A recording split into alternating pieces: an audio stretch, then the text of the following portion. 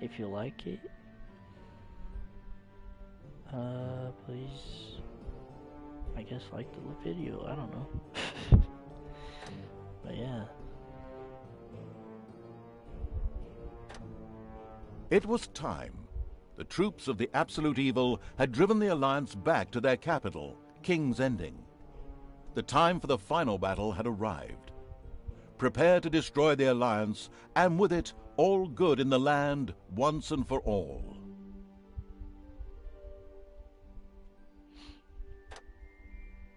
Once upon a time, there was a kingdom full of flowers and rainbows, where the sun shone all the time and there was loads of that goody-goody, lovey-dovey good people stuff going on. There, the alliance of abominably good people lived in unearned wealth and prosperity.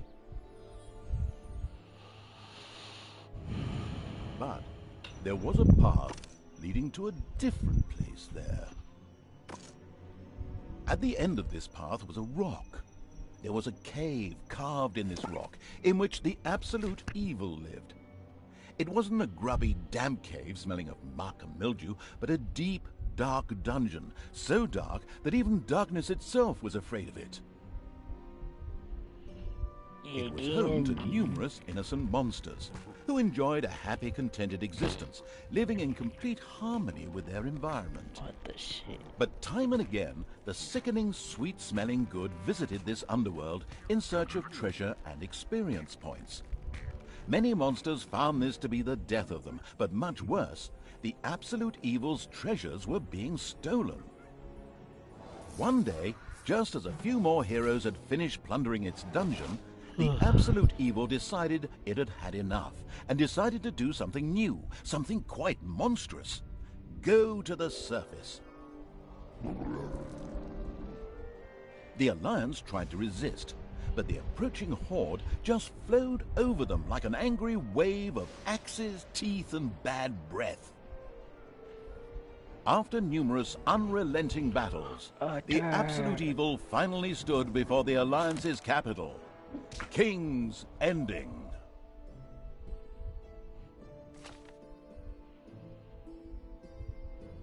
Dwarven warriors.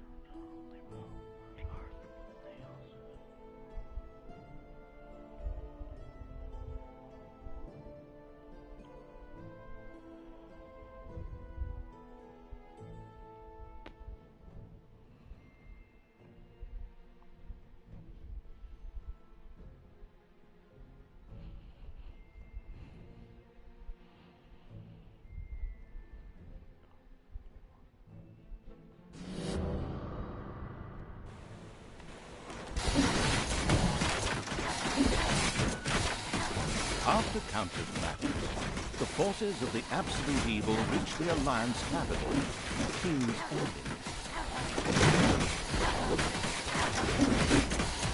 The laughable remnants of the force of the good had come here to make ready for the final battle. Evil would pay a high price indeed to storm those fortress walls, or so they thought. Suddenly, a rumble rose from deep within the earth. Stones burst asunder, revealing an ancient path into the depths. Out of the depths of Stygian darkness arises the invincible evil. With earth-shaking steps, the unstoppable evil began its trek towards the front. In the terribly improbable event that it may have forgotten how that works, a formidable help function has been provided.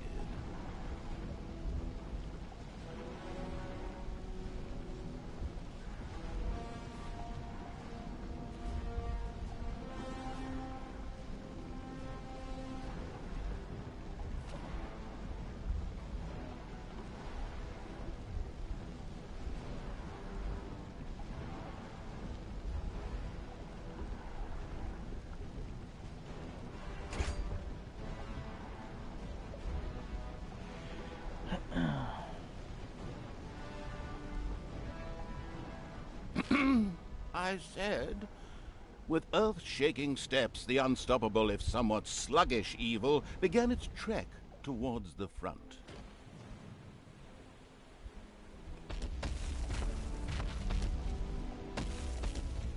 presence of the absolute evil was also reflected in the land itself. Grass withered, and in places the ground tore open to reveal bubbling lava.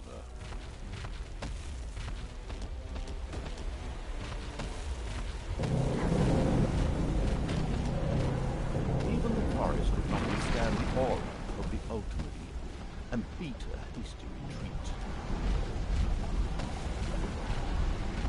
A few of the Alliance units had entrenched themselves here. A determined absolute evil marched towards them in order to strike them down with its mighty weapon.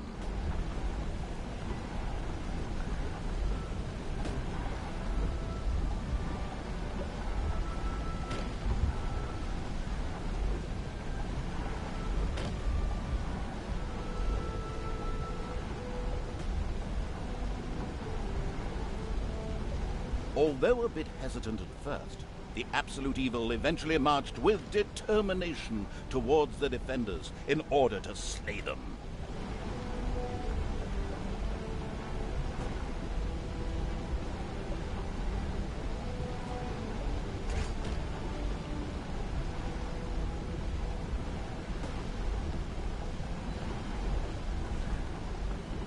Why won't it go back?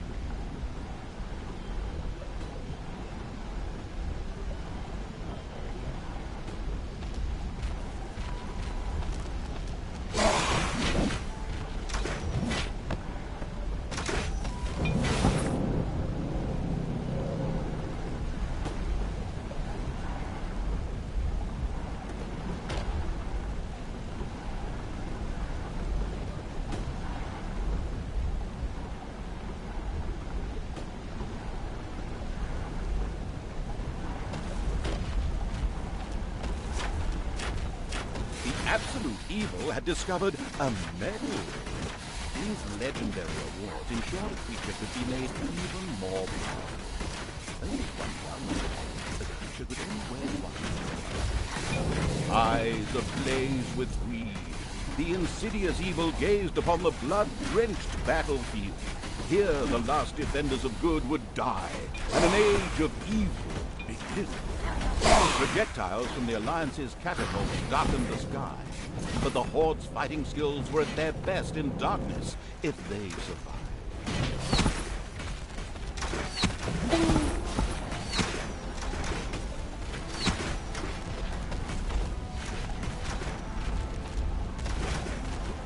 Nothing and no one could stop the invincible evil.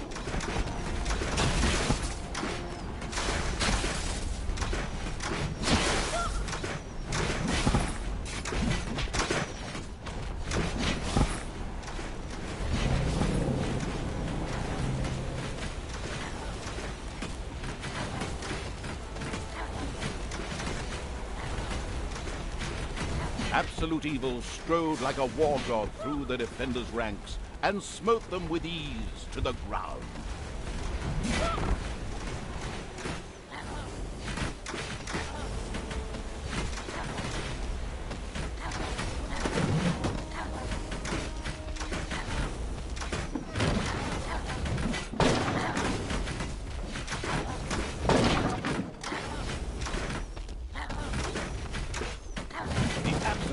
Destroy the defenders' camp in the east with the greatest of ease.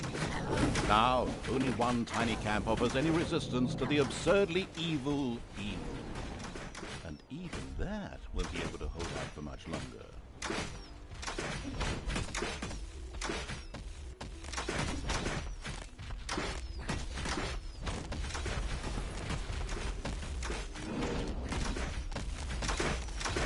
Nothing and no one could stop the invincible evil.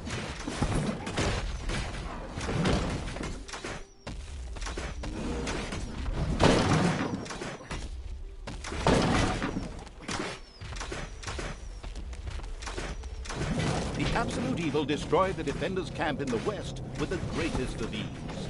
The defenders in front of the city had been beaten to a pulp and defeated. Now the time had come to attack King's Ending, the final battle beckoned.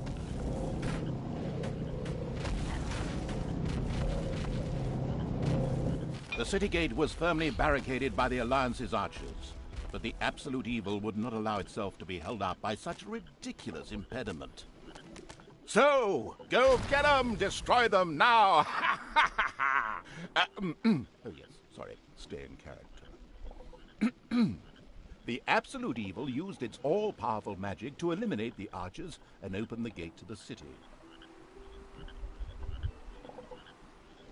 Using its legend of, wait for it, dairy powers, the absolute evil destroyed the impediment with ease and simultaneously eliminated a whole group of defenders. True story. The road to the capital was now clear. The absolute evil did not hesitate for even 1 nanosecond.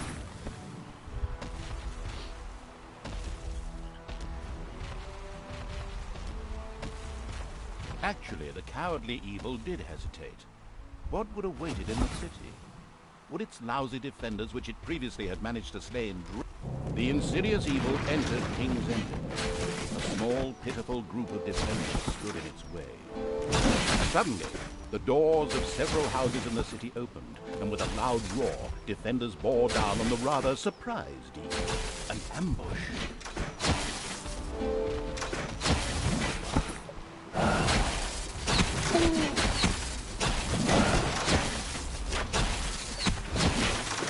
And then suddenly, the absolute evil hit the ground. The day was saved, and good had triumphed. The Alliance lived happily ever after, whilst the defeated forces of evil had to eke out the remainder of their miserable existence underground. No, of course not. In reality, absolute evil was not defeated, but, it just took a little comfort break. A short while later, it arose once again.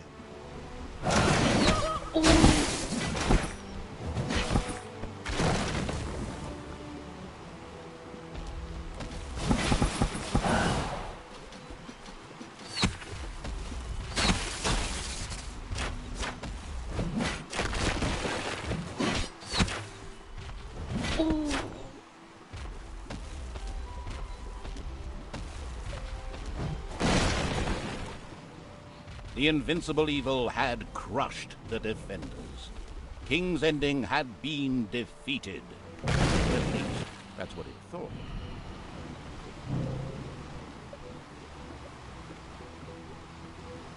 Suddenly, the final heroes of the Alliance emerged from nowhere. Another ambush? Now, this was becoming very boring. But wait, this time it was different. Instead, the heroes raised their hands and started singing an incomprehensible chant. A magical ritual? This did not bode well. Well, actually, it bode the arrival of good things, great things, unless you happen to be the absolute evil. Victory. Somewhere in the depths of the dungeon, the ultimate evil awoke. It did not know what had happened, nor why it had awoken, but it longed for revenge. Revenge. The last remaining heroes of the country joined forces and cast a powerful banishment spell. The absolute evil disappeared from sight with a threatening gesture, and a faint whispered, "I'll be back," could be heard coming from its lips. The absolute evil had been banished, and its essence shattered into several pieces. Its reign of terror had ended. The good people of the overworld rejoiced, and an era of peace began for the Alliance. The evil creatures were driven back into the underground, doomed to serve as cannon fodder for pleasure-seeking adventurers. Meanwhile, secreted away in the world's most inaccessible places, the last remains of the absolute evil were resting, never again to see the light of the overworld. Until today, that is. Digs it up. Somewhere deep under the earth, the ultimate evil awoke.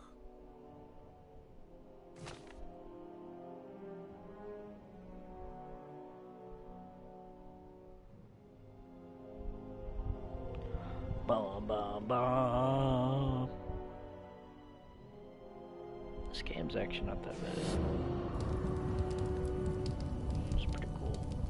Kind of like Diablo, but different. which I'll be streaming that, I think, because I have both games. I have, wait, Diablo 2 and Diablo, the new ones. So yeah, I think I streamed it. Let me see. And the Hand of Terror arose, controlled by the ultimate evil. Come on, Hand of Terror, arise, damn you! Oh. Methinks that exploring the surrounding area would be a sensible strategy. However, to do this, light would be required. Still not bright enough. An old throne room was revealed by the light. The circumstances remained a mystery. The Hand of Terror flew through the throne room, following each and every thought the ultimate evil had. After a few flying sessions, the ultimate evil was able to control the hand with ease. The time had come to call forth creatures who were completely devoted to it and would do its dirty work. Little Snots were the dregs of each and every dungeon and spent their time taking care of it. The expansion-mad evil hired one Snot on the spot.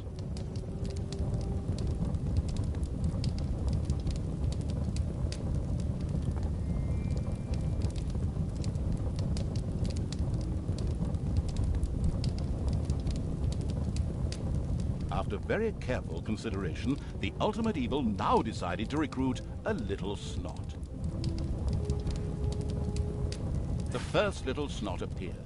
It was completely ready to work in the dungeon and to crawl in the dust before the ultimate evil. Little Snots were important to the ultimate evil because they took care of many important little things, such as excavating new areas. The psionically gifted evil could sense the presence of something important that was buried to the south. It instructed its Little Snots to dig in that direction.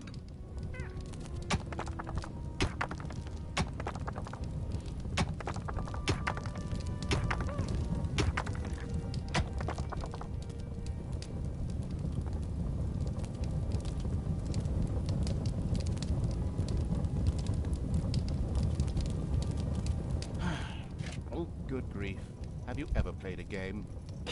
Please select the highlighted area in order for it to be excavated, or look at the help where you will find detailed explanations of what to do.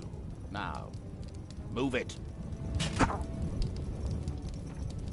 As quick as a fart, the Little Snot made his way to the marked position and began to dig.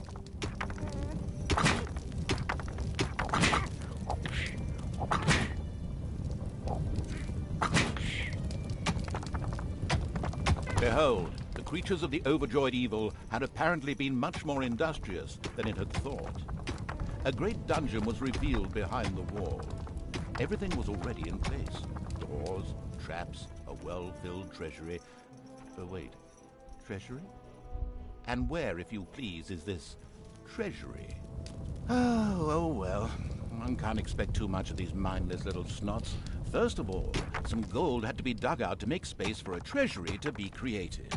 The Hand of Terror swiftly marked a few small gold veins so that the Little Snots could excavate. Oh.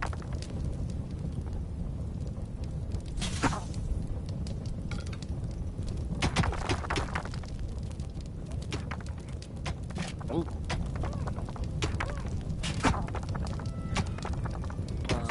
Banana.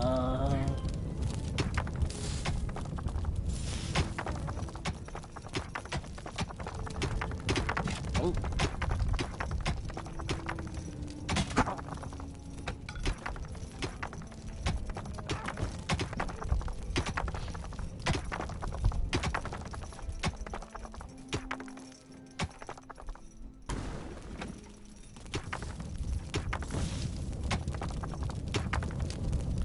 Oh.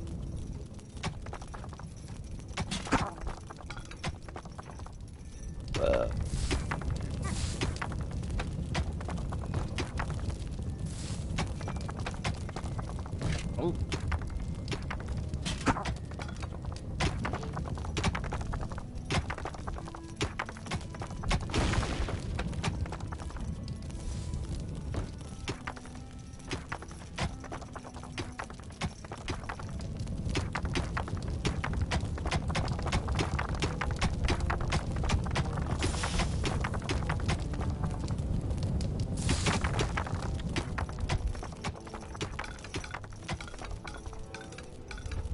As soon as the gold vein was selected, a little snot immediately set out to mine valuable gold for the greedy evil.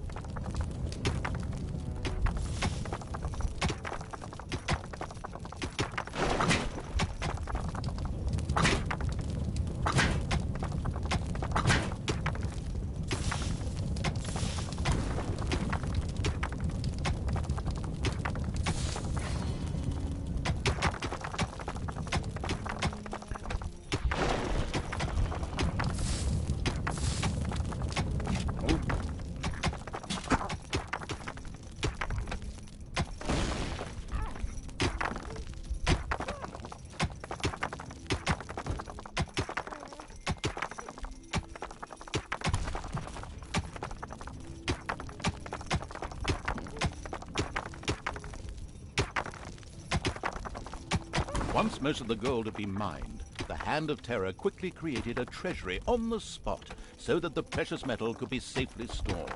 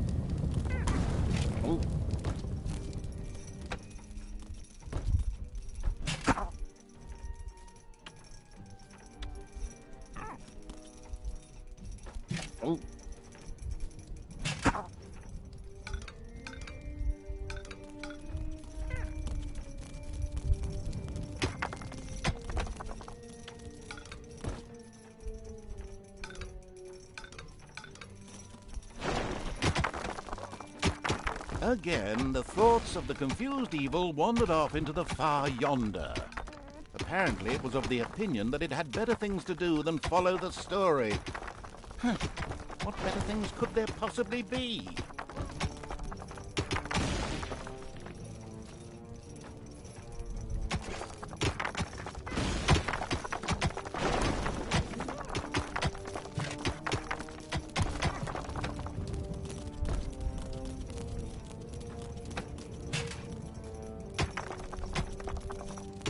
The little snots found a healing potion in a hidden room.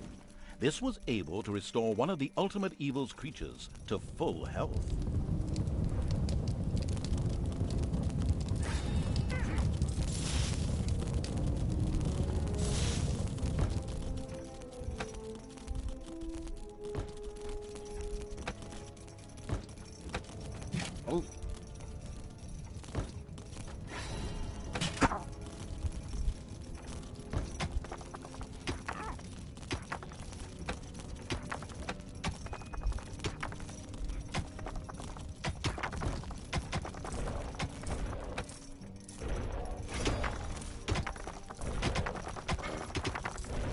The clever evil mastered this task with flying colors. From now on, little snots could use the treasury to store mined gold. It was then at the greedy evil's disposal whenever more rooms needed to be built or new creatures recruited.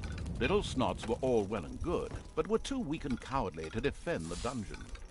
Since it was not able to defend itself, the ultimate evil would have to hire some orcs. But they would require food. Liquid food. Well, beer to be precise. So the next important thing to build was a brewery, and that would require some space to be created. There was now an area cleared for the brewery site, and with quick finger snaps from the Hand of Terror, the room stood ready.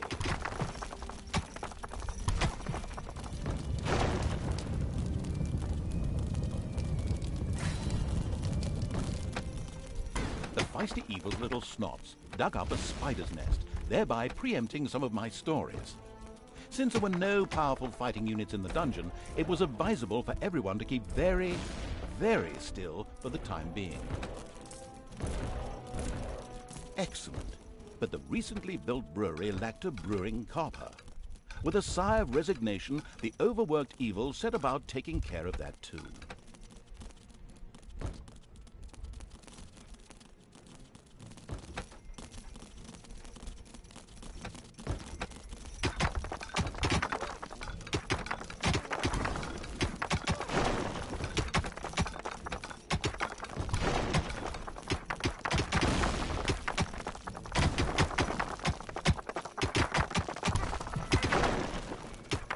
The little snots came across a small room containing a healing potion whilst pointlessly digging around in the underground.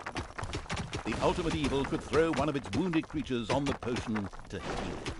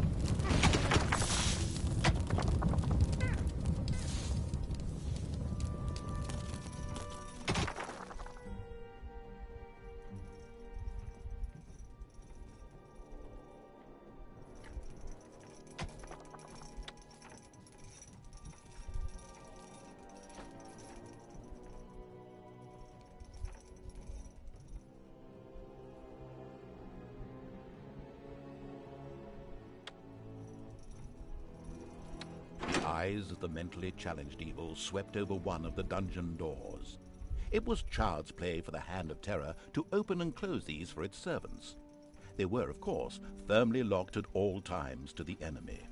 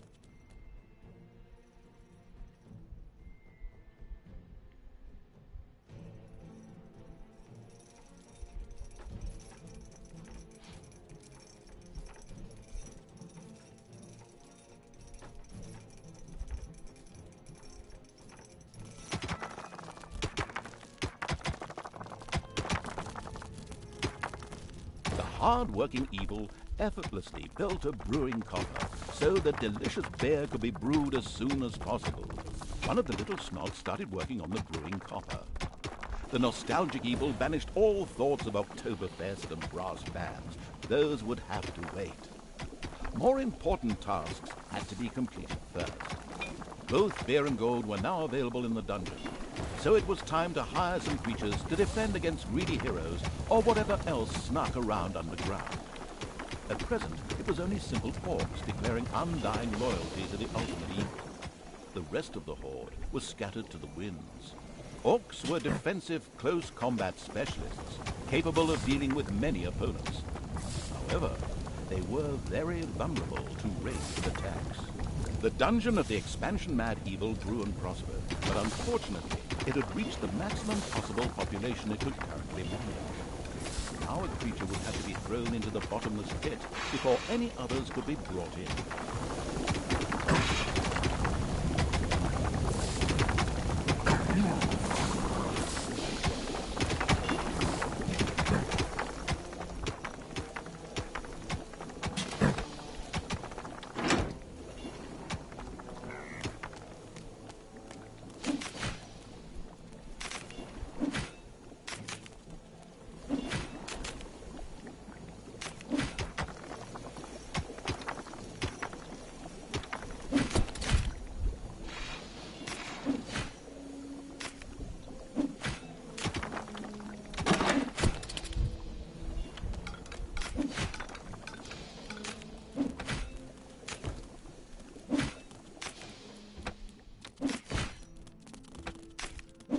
The spiders dropped like flies. The strategically well-versed evil patted itself on the back, proud that it had led its troops into battle with such aplomb. And by led, I just simply mean chucking them at the enemy. The basics of a dungeon were now in place. However, the brewery was puny and didn't really have room to store beer barrels in, and the treasury was also anything but impressive in size. Quickly, the expansion-hungry evil set out to enlarge its dungeon.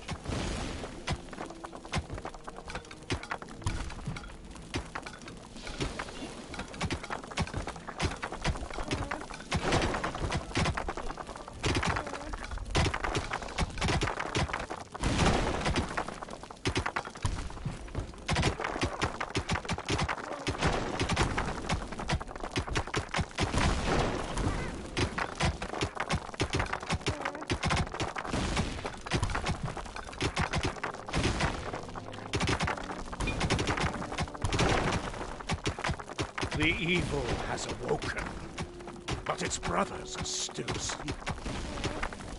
Huh? What on earth was that? That's not in my script. Oh, weirdo. No matter. We'd better get back to concentrating on the dungeon.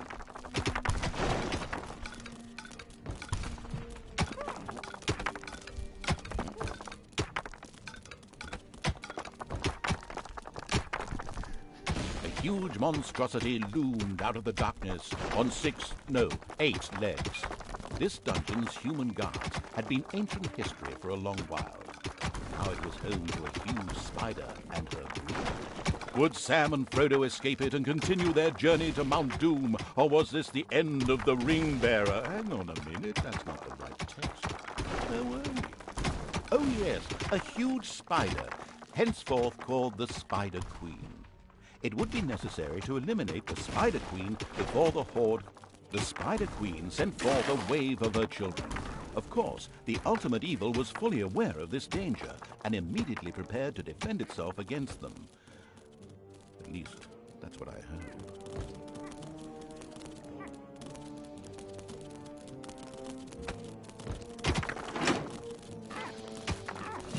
Oh.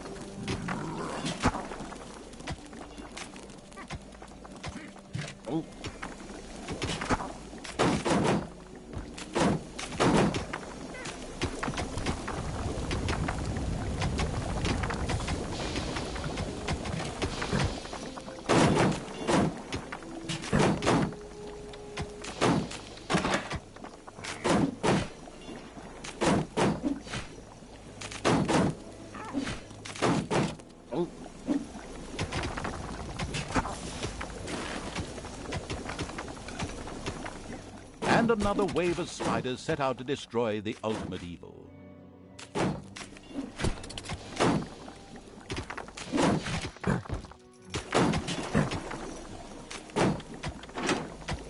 Suddenly, one of the repellent evil's servants became very thirsty. This was typical of a troop member of the unanonymous alcoholics known as the Horde. Dipso made his way to the nearest brewery to quench his thirst.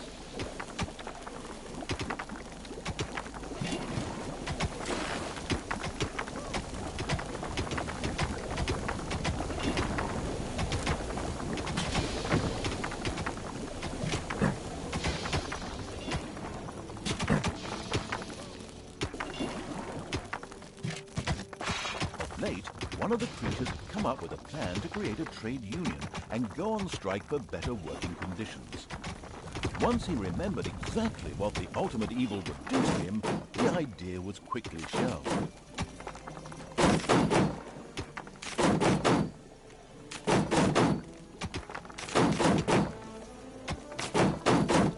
A thirsty orc arrived at the brewery. Eager and slavering, he started demolishing the alcohol-hoarding evil's stock of beer.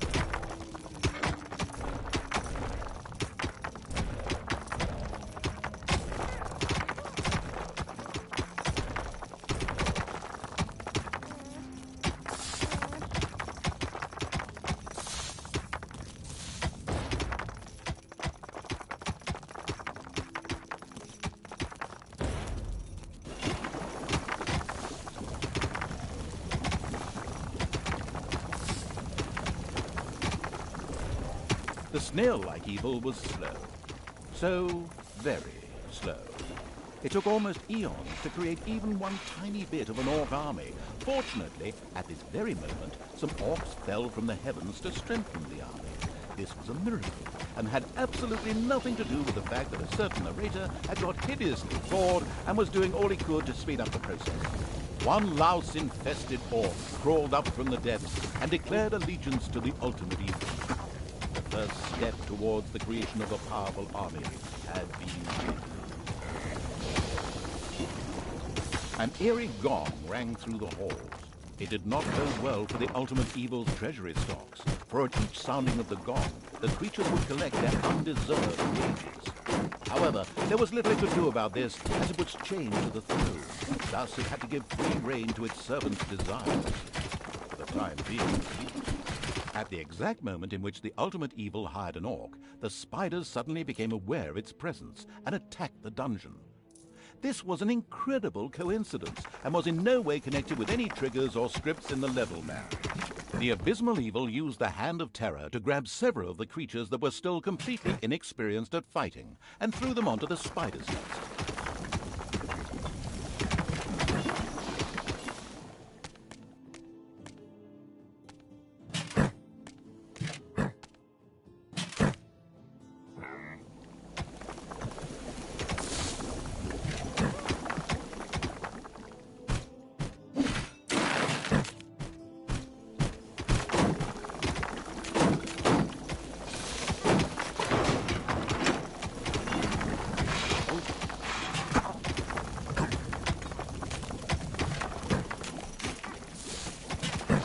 The sadistic evil encouraged its creature to work a little faster, with a friendly but not at all gentle slap.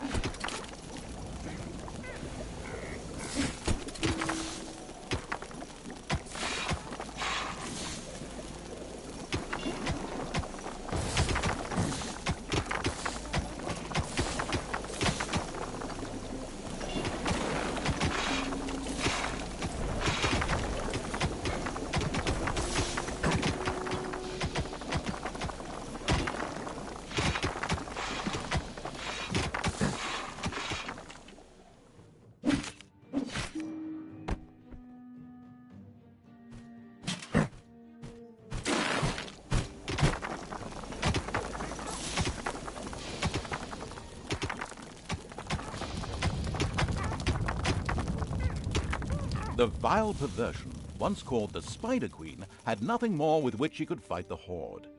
Later, the sensitive evil would have her innards made into a lava lamp. The way to the surface was open. Now it was time to put those vengeance plans into practice.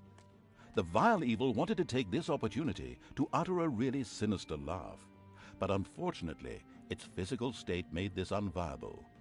Instead, it asked the narrator to do a bit of sinister laughter on its behalf. Oh well, here goes. Deep breath.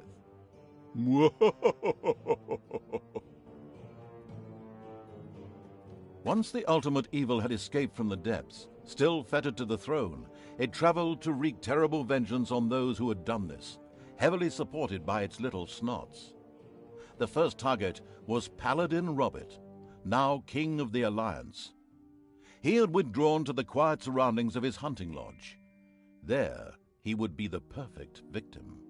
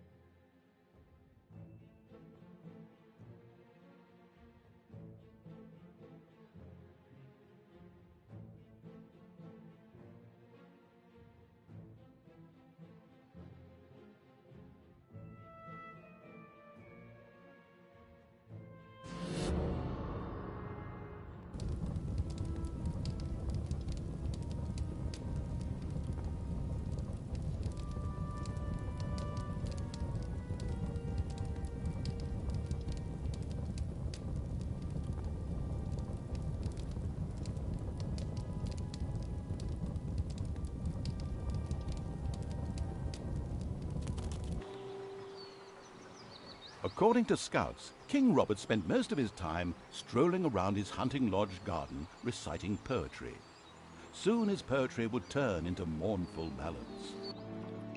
The vengeful evil thirsted to defeat the Alliance's king and mount his head on the wall as a trophy. Whoops, of course, I really mean that he wanted to take all of King Robert's cookies away. Better play it safe, or the age classification folks will be after me. Before that, however, the ultimate evil had to do a bit of work on the dungeon. Otherwise, it wouldn't be able to fund even a small army made up of a few orcs. The warmongering evil had hired the first orc. As ancient wisdom says, violence is a solution, usually the only one.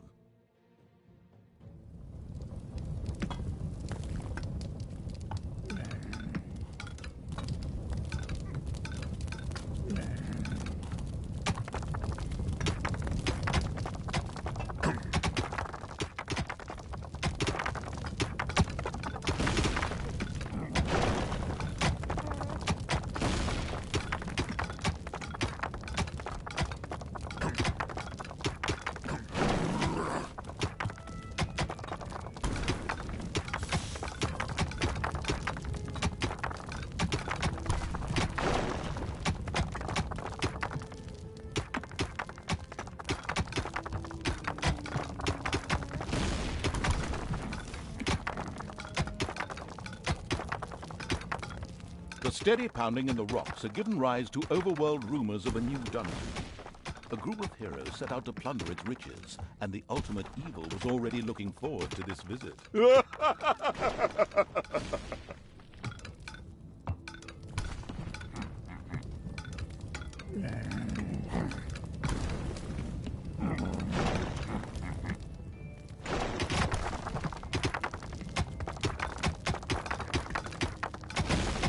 There are enemies in your dungeon.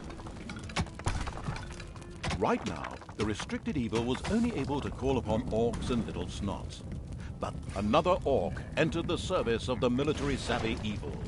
The Horde was growing and prospering.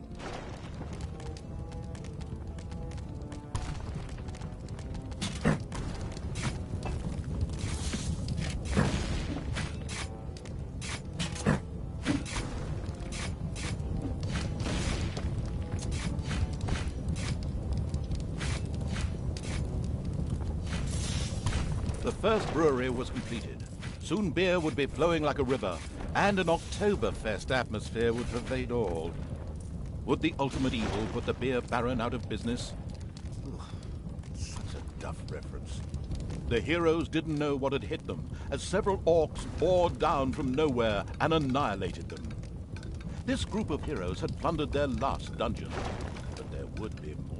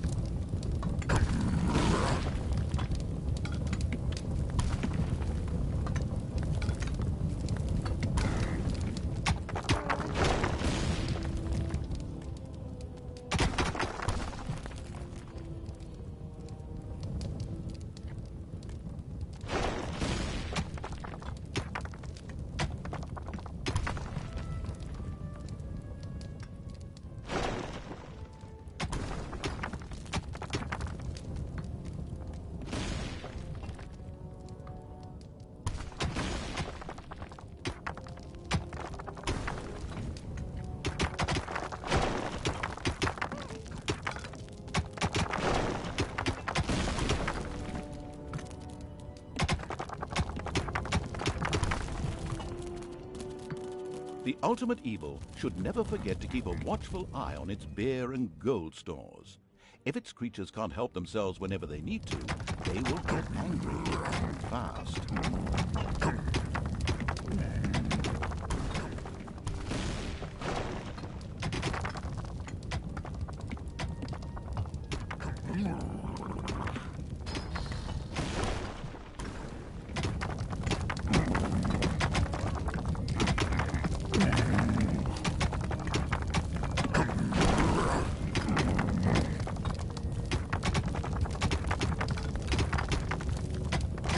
There are enemies in your dungeon.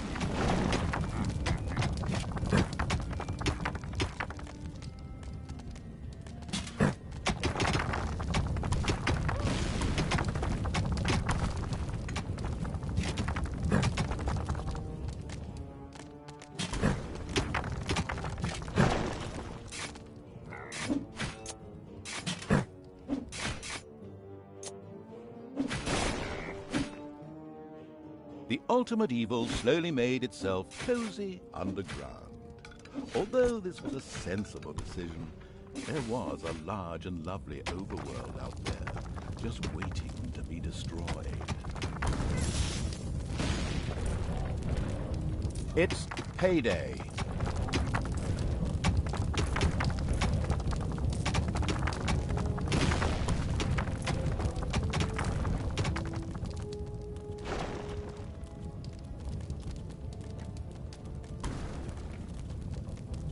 The first treasury was completed. Soon greedy evil's little snots would fill it with gold. You know the golden rule, right? Whoever has the gold makes the rules.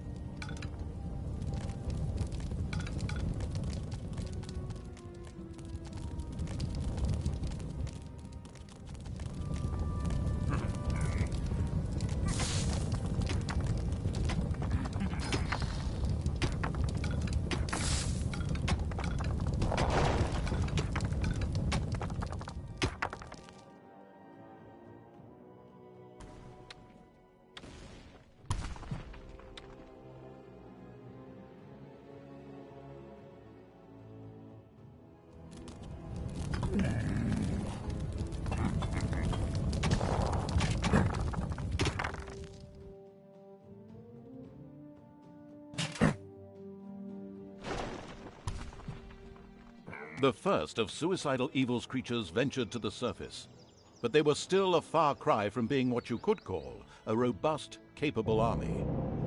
In the event of any threat, the popular French military tactic would be best employed. Run away and hide.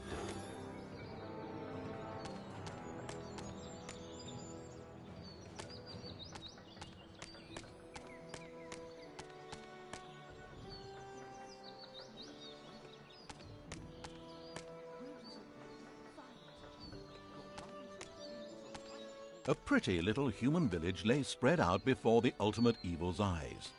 A few excited peasants and some louse-ridden Alliance militia were defending the settlement. Time to die, for one side or the other.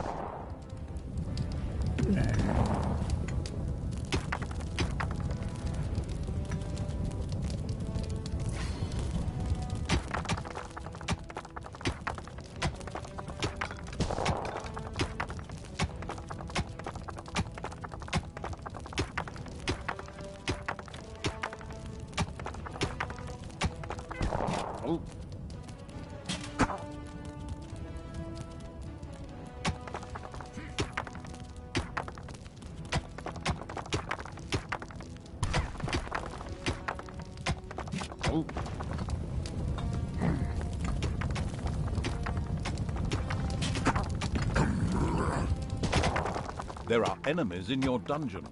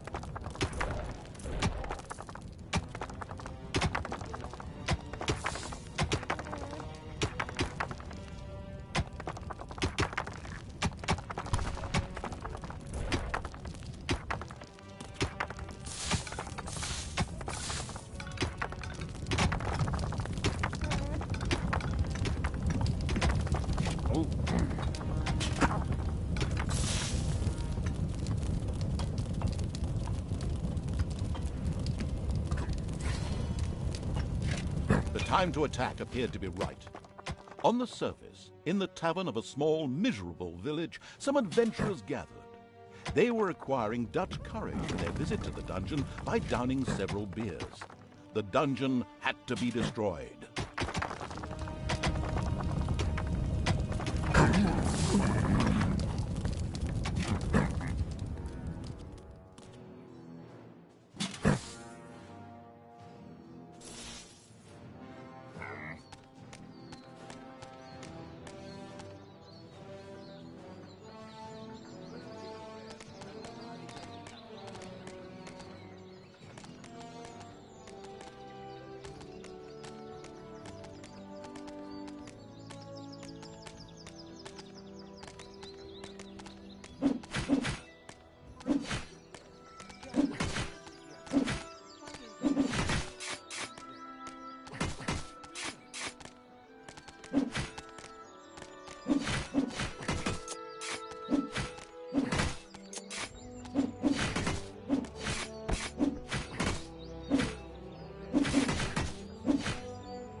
Payday.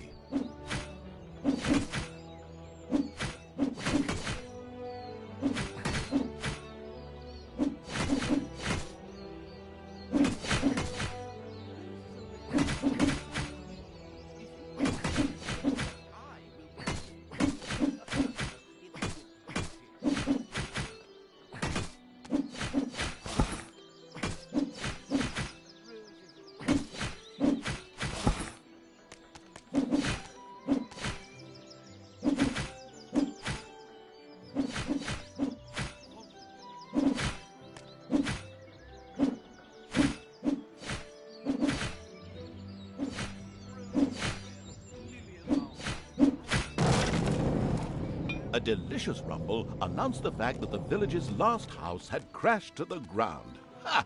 There would be no more heroes meeting there to seek out the dungeon of the destruction-hungry evil. The hunting lodge of King Robert lay in the north. It was there that the ultimate evil would finally get its long-awaited revenge. However, it looked pretty damn well guarded. Maybe it should first visit the cave to the west, inhabited by a clan of goblins, where the cunning evil could do a little negotiating.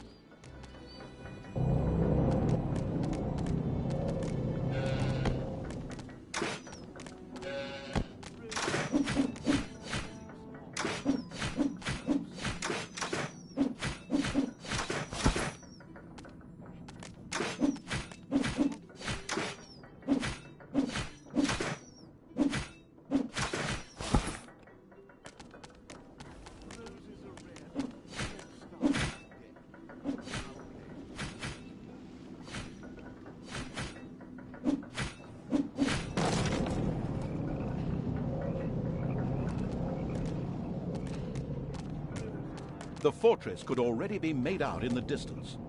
The walls were lined with crossbowmen. The horde came across a stray goblin by the roadside, who apparently constituted the sad remains of one of the hunting lodge's attack units. This miserable being joined the army of the powerful evil with a grateful whimper.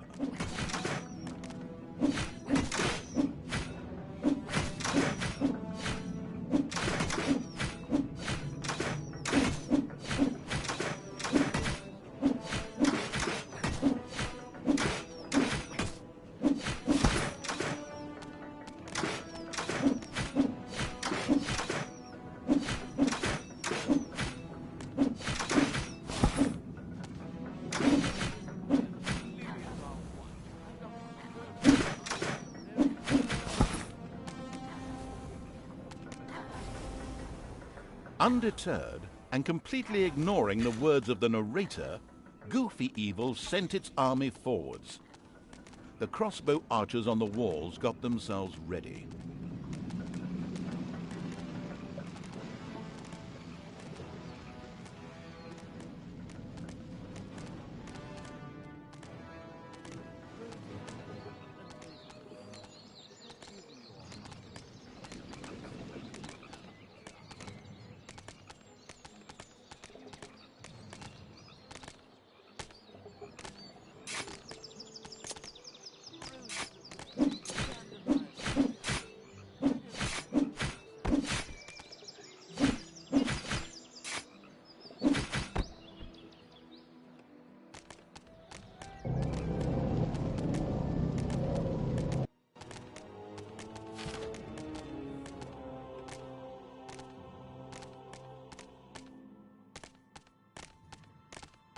The goblin leader prostrated himself joyfully before the ultimate evil, and immediately dispatched 2 goblins into its dungeon with a few plans for a new room, a tinkerer's cave. This was built as quickly as possible.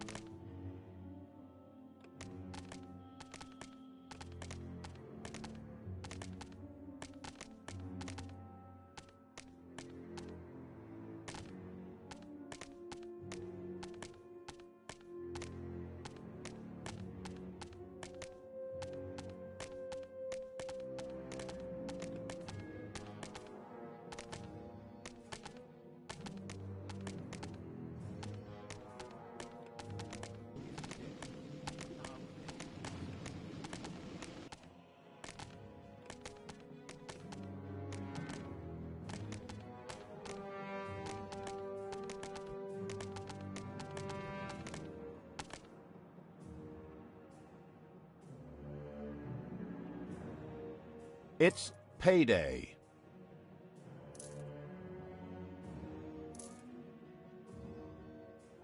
There are enemies in your dungeon.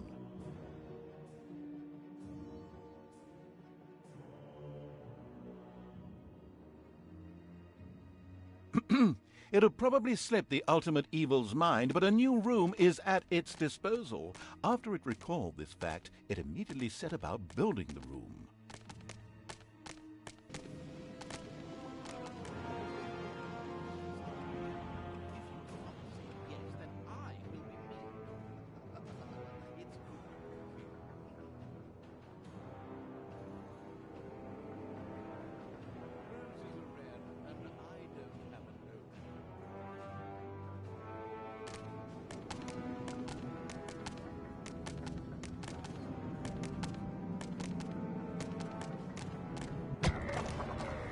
The throne room is under attack.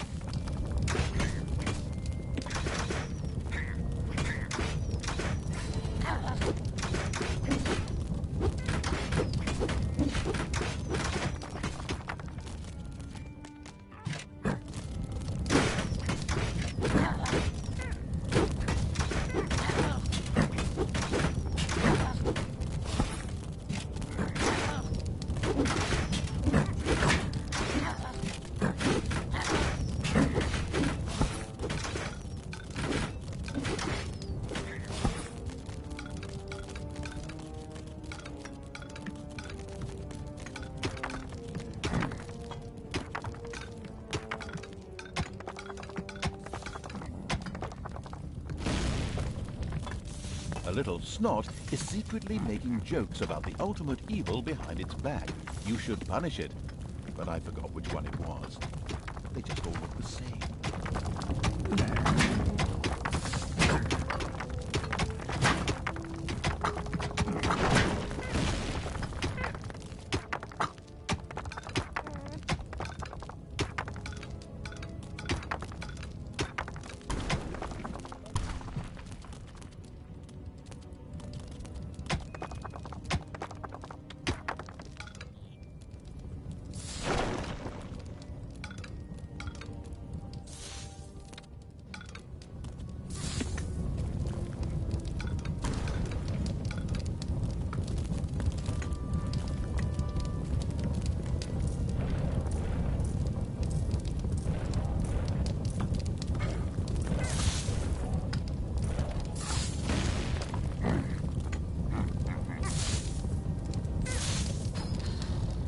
Rome was not built in a day, but at least someone got off their lazy ass and made a start, in stark contrast to the Tinkerer's Cave.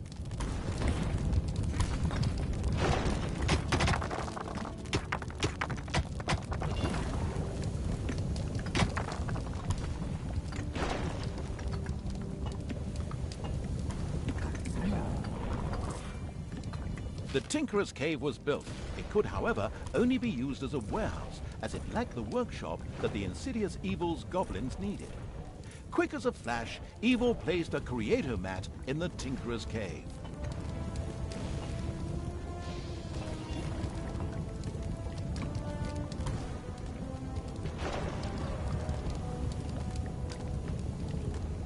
A sparkling new creator mat graced the Tinkerer's Cave of the expansion-hungry Evil. A goblin would be able to work well in here, producing toolboxes. A few of these boxes would now be needed in order to invent a trap. The moody Evil waited patiently.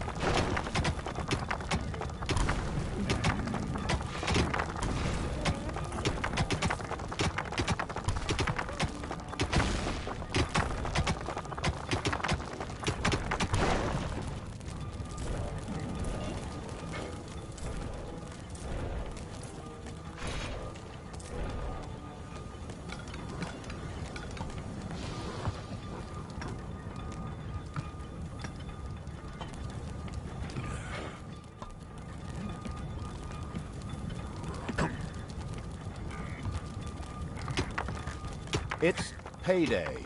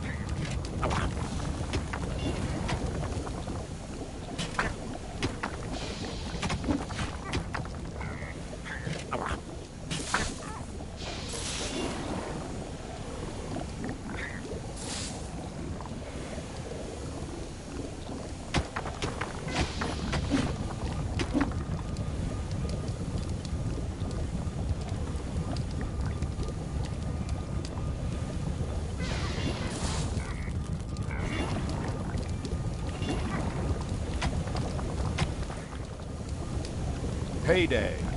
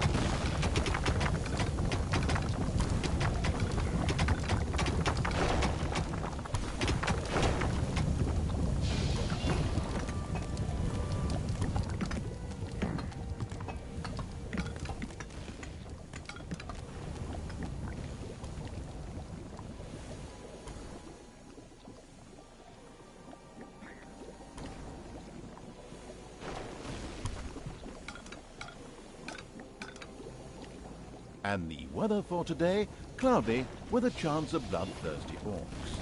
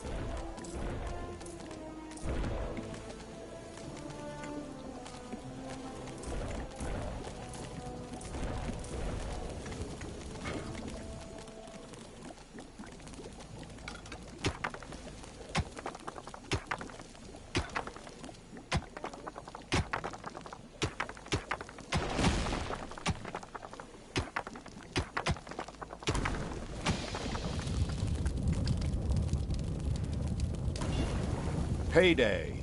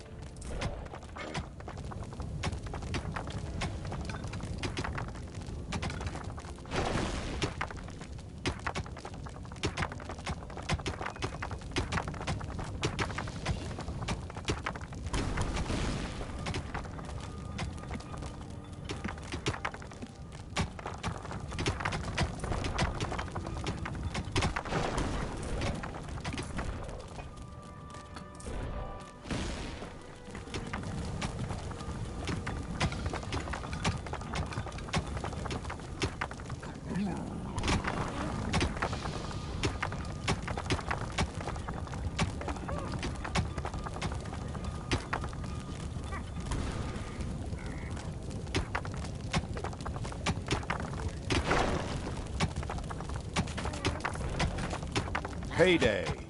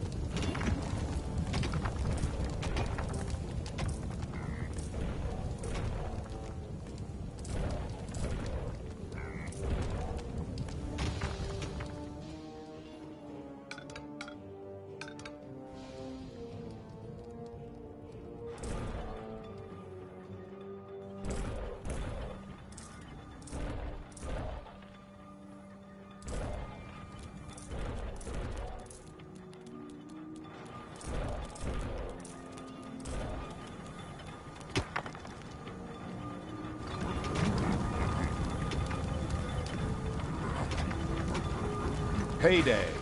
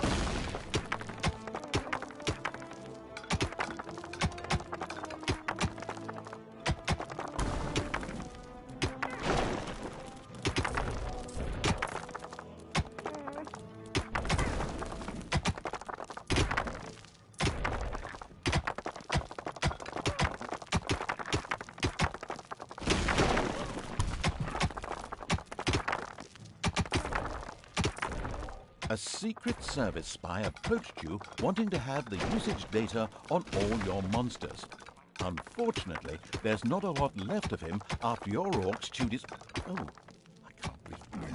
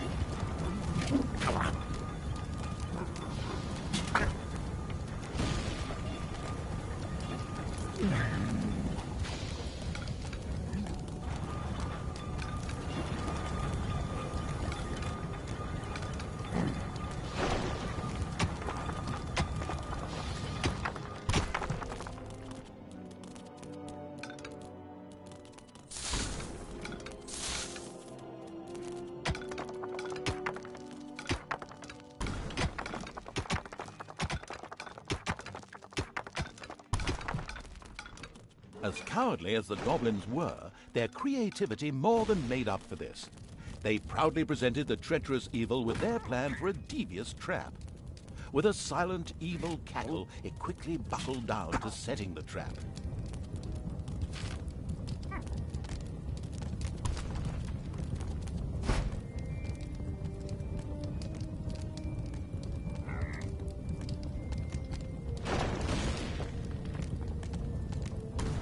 Payday!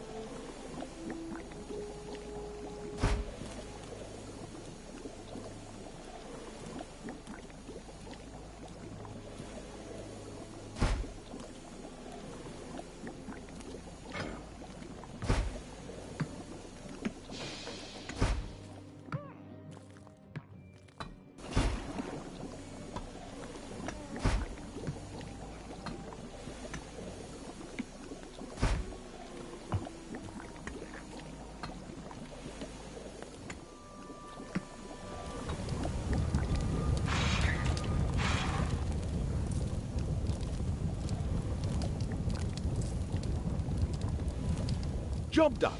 The trap was finished and ready to be found by a hero. This is going to be so much fun. Just at that moment, a particularly powerful dwarf warrior appeared in the dungeon. How had he suddenly arrived at this precise time was indeed most odd, but his presence was more than welcome. He was going to be a guinea pig for the trap.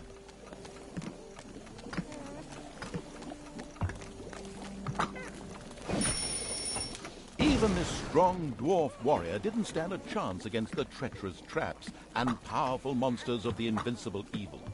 He bit the dust. So much for a game of dwarves. The dungeon's defenses were now clearly much improved, but the hunting lodge still remained well protected and impregnable. There was nothing that the ultimate evil could do. The task was impossible. So the evil withdrew bent and broken, let feelings of revenge ebb away, and instead took up looking after those cute, teeny-weeny trees. What are they called again? Bonsai. The end. Pretty unsatisfactory, huh? Of course, that wasn't the end. In reality, the indefatigable evil paid the Goblin Cave another little visit. The Goblin leader would hopefully spit out something useful after a few more slaps.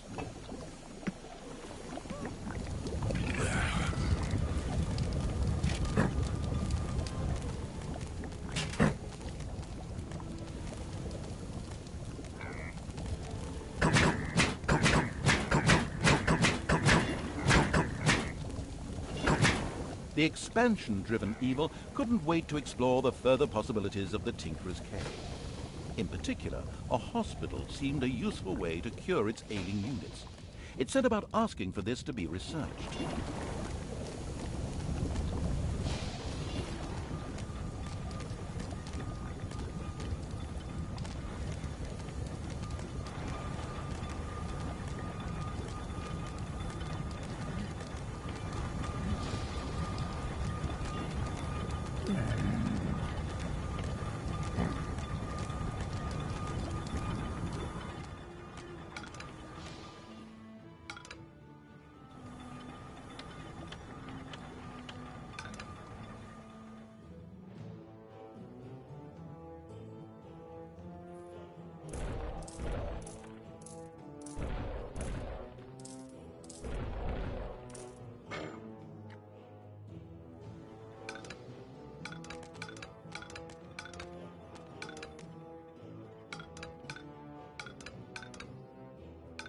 It did take a while, but the Horde eventually set out to talk to the leader of the goblins again.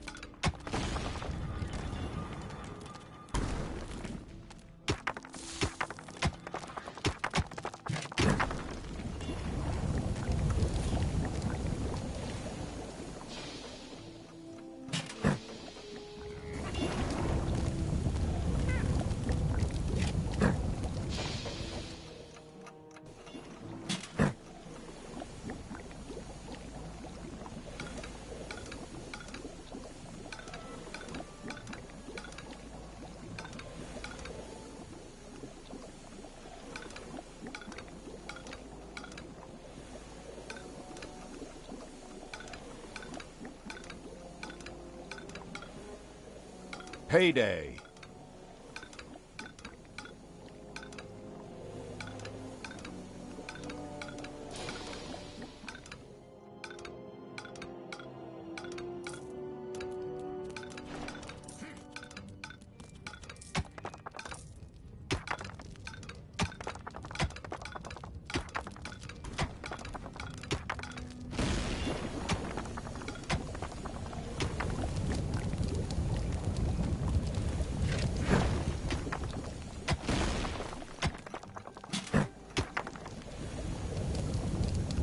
Although I had made myself perfectly clear, someone has persistently refused to follow my story. Instead of handling the whole goblin and castle thing, it seems the one in charge was busy handling something else.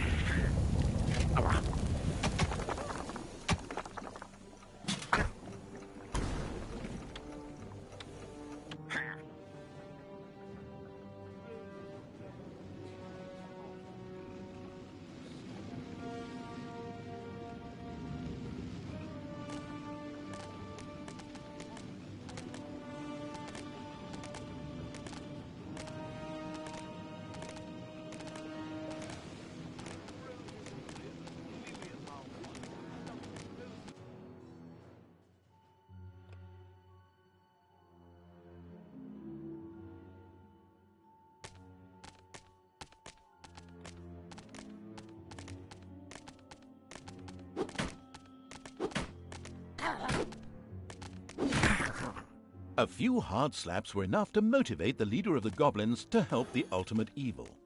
As it transpired, there was an old tunnel which had been previously used as an escape route. This connected the goblin cave with the vaults of the hunting lodge. The goblin leader voluntarily made a goblin assassin available to the hard-hitting evil to help infiltrate the lodge.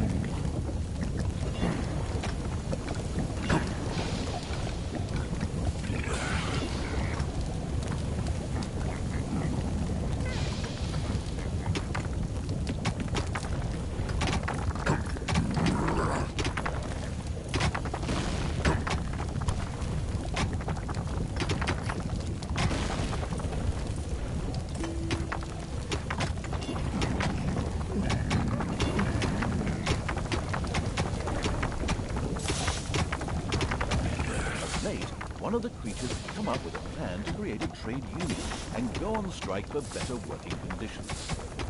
Once he remembered exactly what the ultimate evil would do to him, the idea was quickly shown.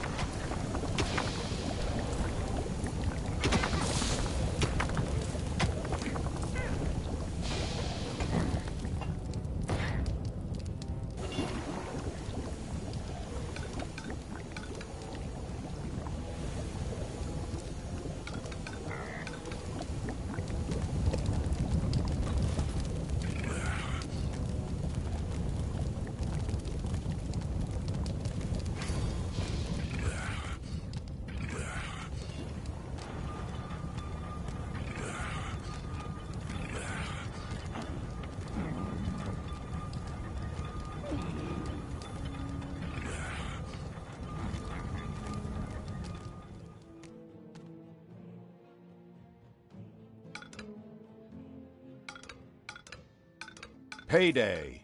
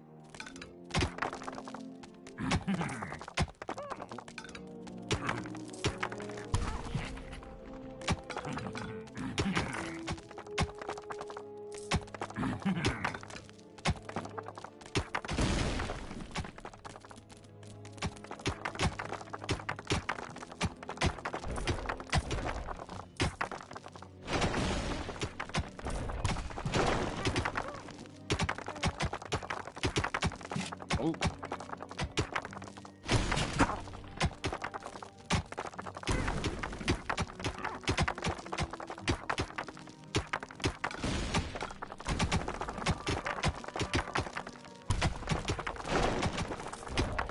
Enemies have entered the dungeon.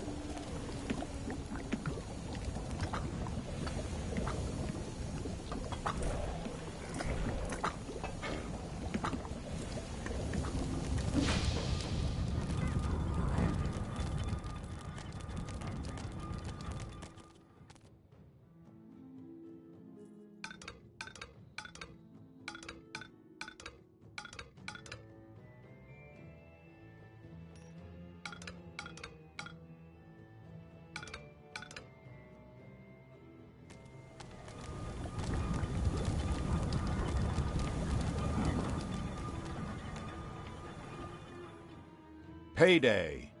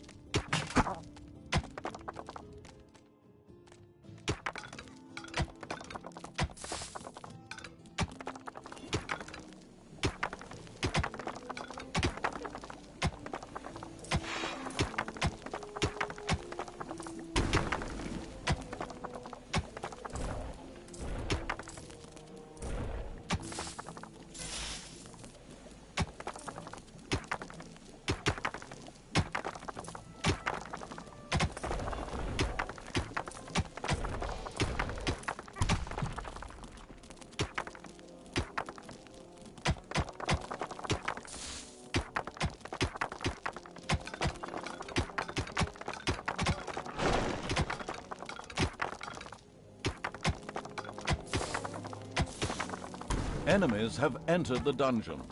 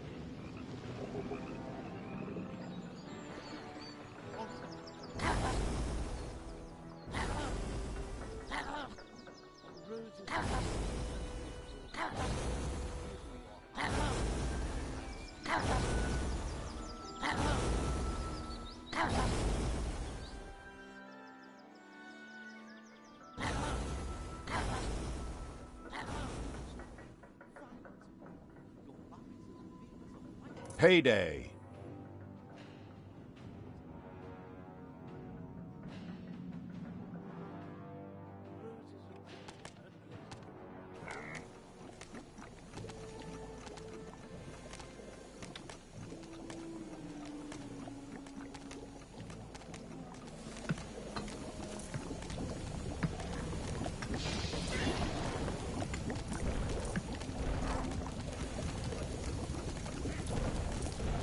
There are enemies in your dungeon.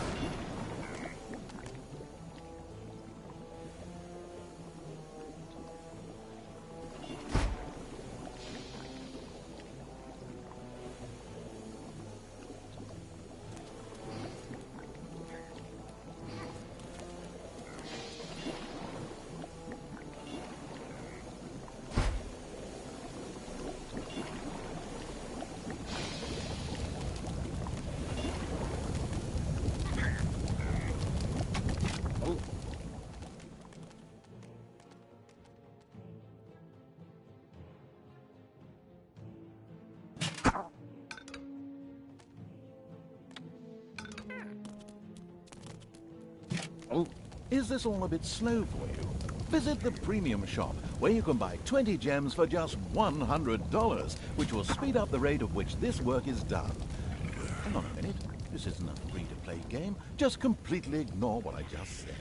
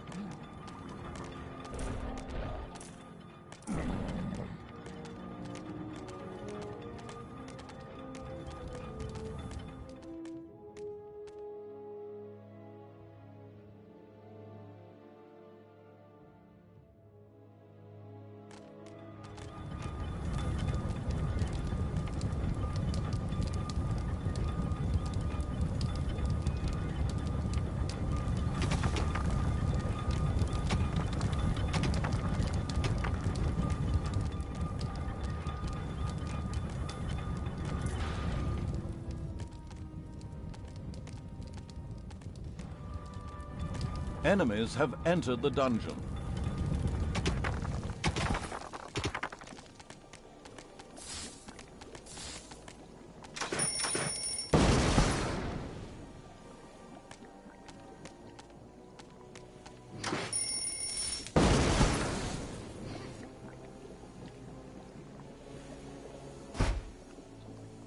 The charitable evil had researched the hospital. This would enable its units to quickly recover from their injuries, once it had been built, that is.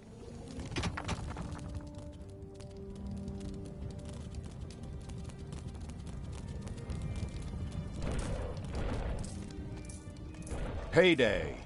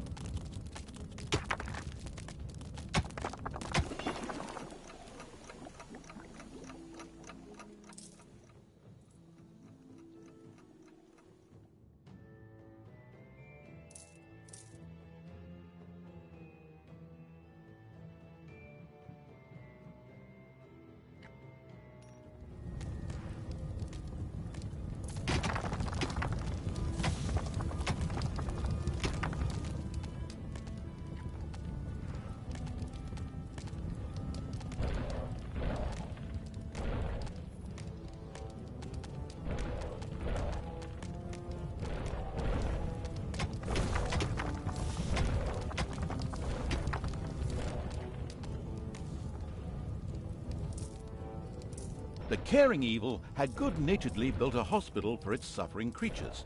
It, however, still lacked a hospital bed. Little Snots would then bring any units there that had been injured in the dungeon.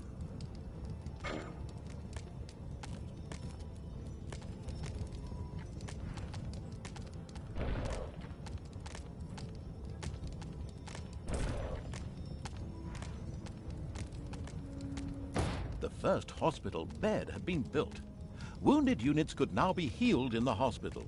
Little Snots would also be able to bring defeated creatures here, so that they could be nursed back to health.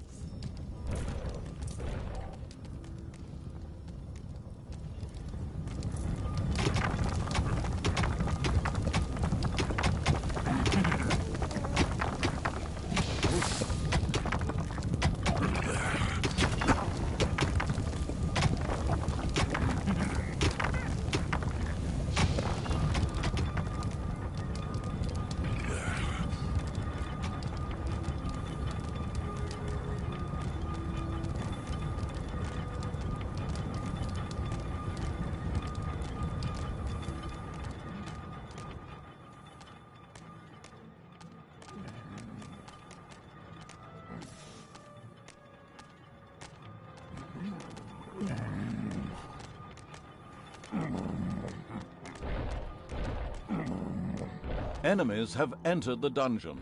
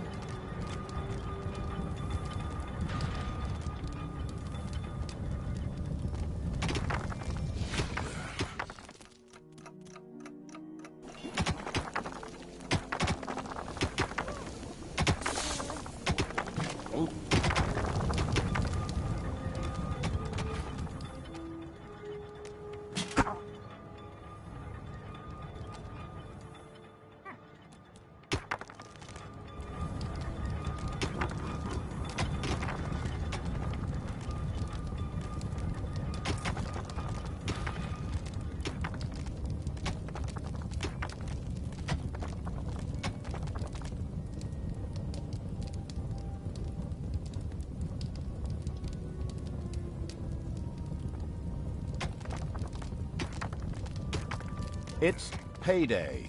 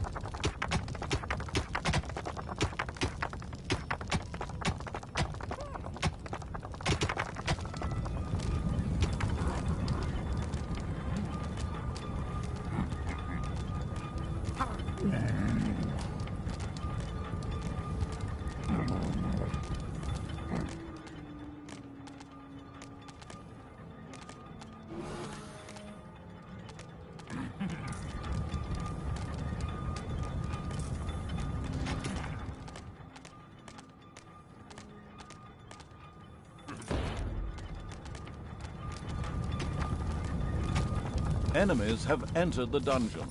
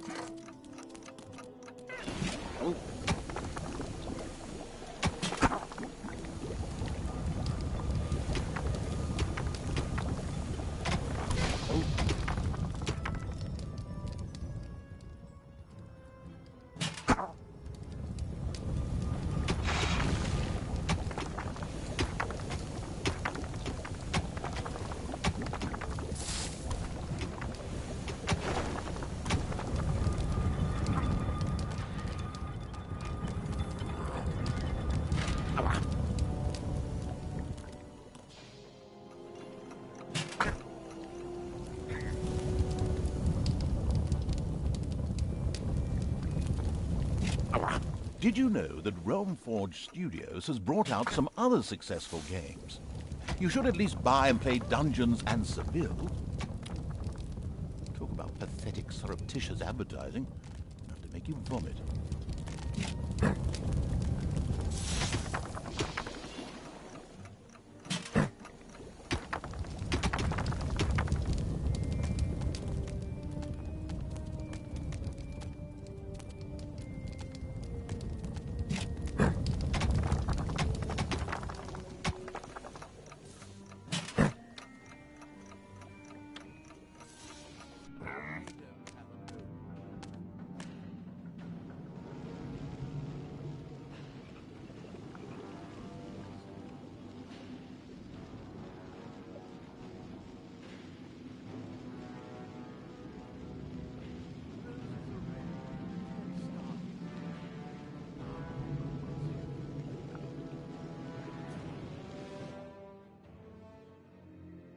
It's payday.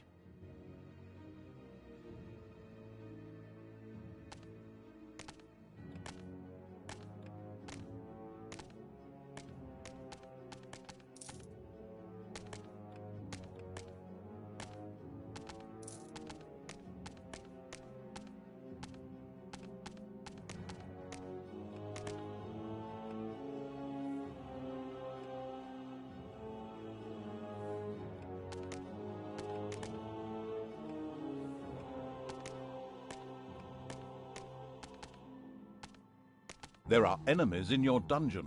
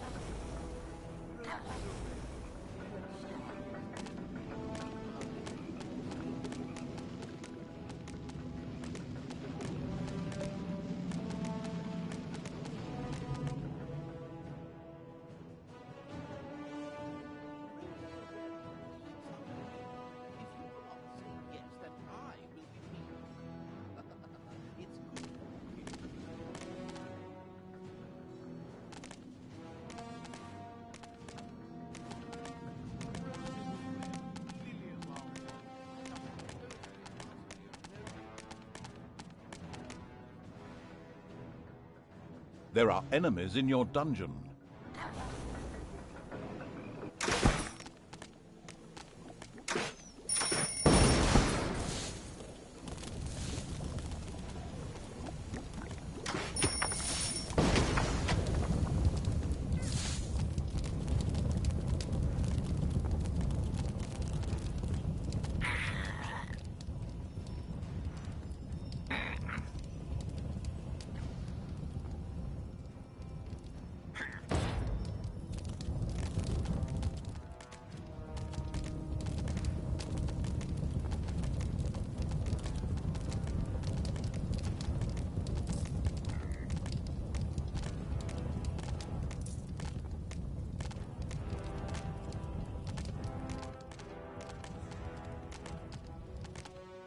Payday.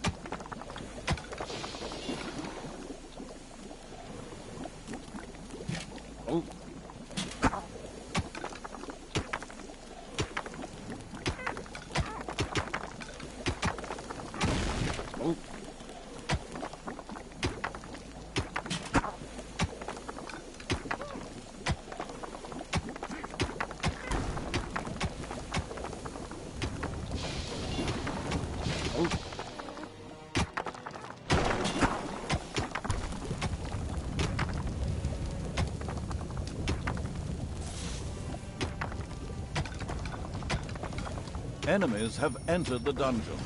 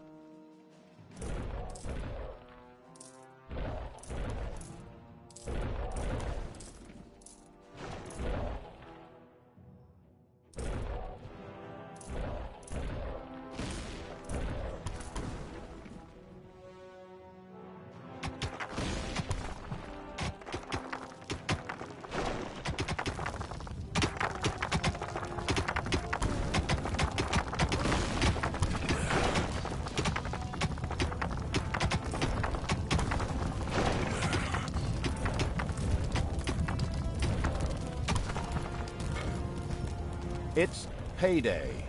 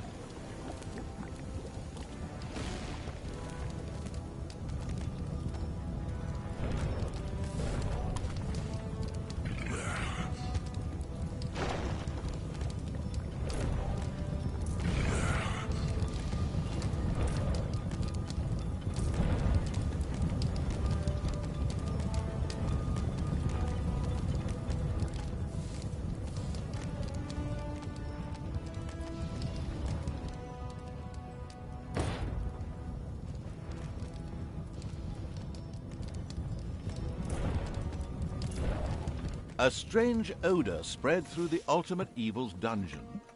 It vowed that in the future it would eat fewer beings.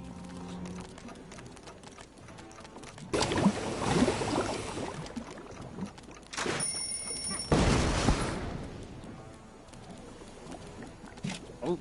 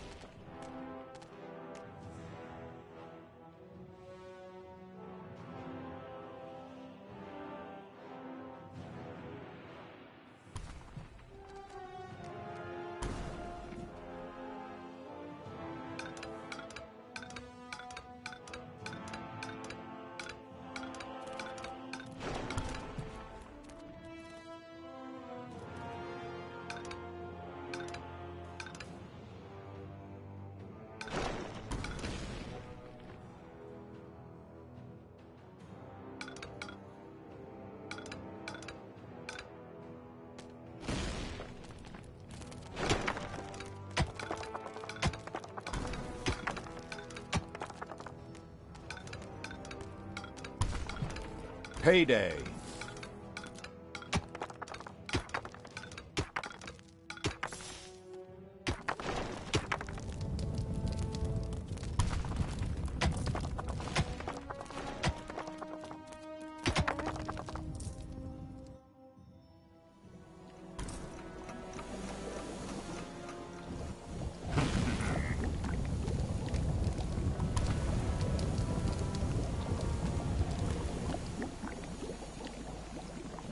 There are enemies in your dungeon.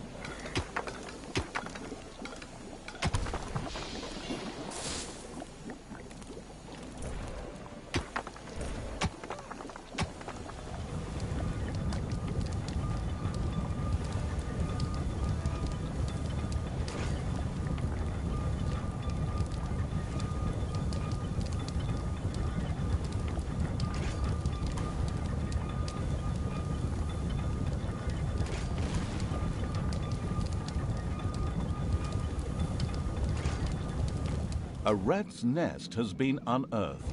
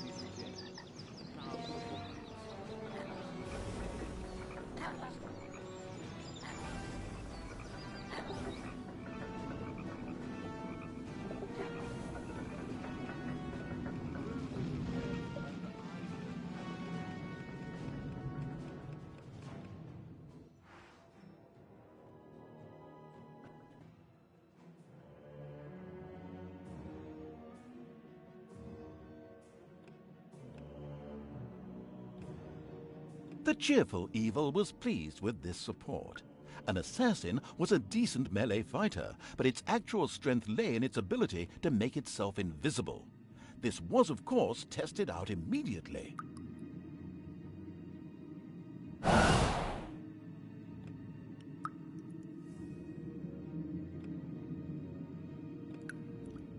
Despite the powerful invisibility skill, it was advisable for the ultimate evil to be cautious. Some opponents had such highly trained observation skills that they were actually able to see invisible units.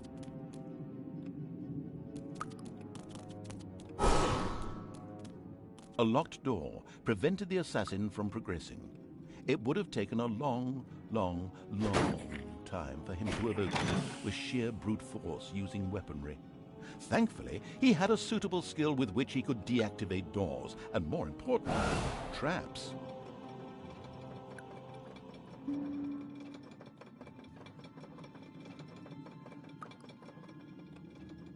Enemies have entered the dungeon.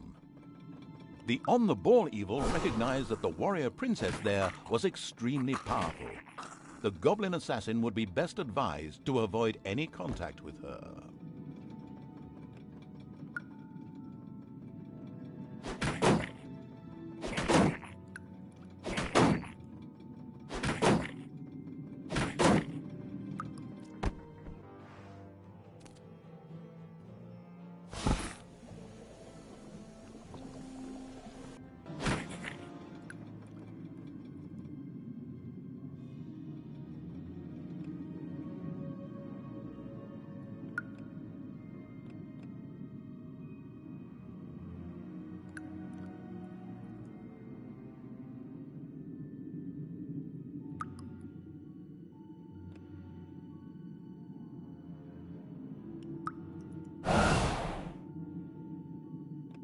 It's payday.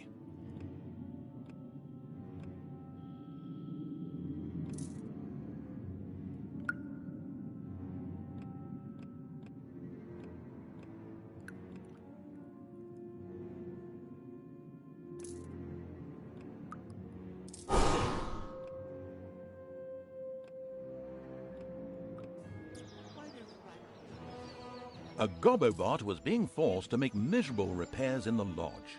A brief feeling of what it thought might be sympathy passed through the sensitive evil, but this actually turned out to be a mighty belch. Naturally, it would free the useful Gobobot anyway.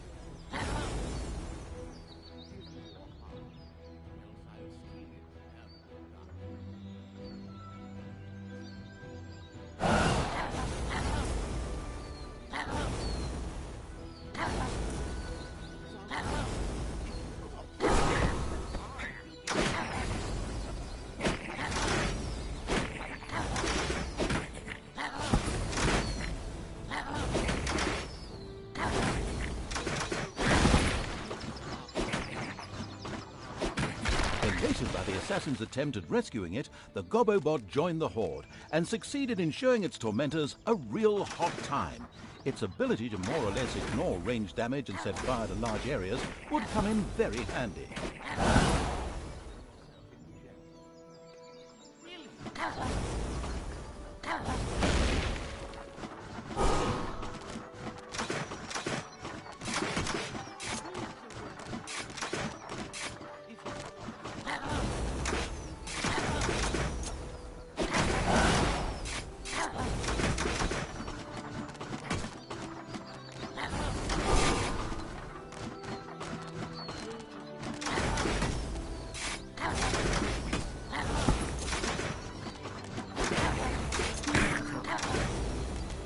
And so the negligent evil promptly allowed the only really vital unit to this mission to die.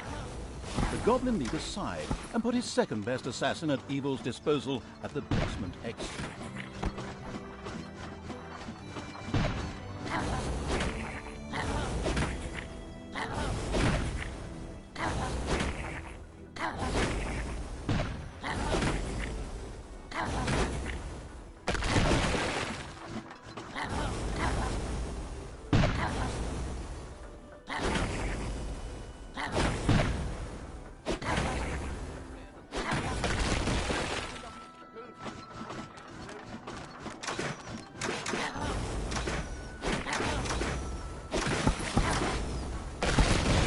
The hunting lodge was completely destroyed.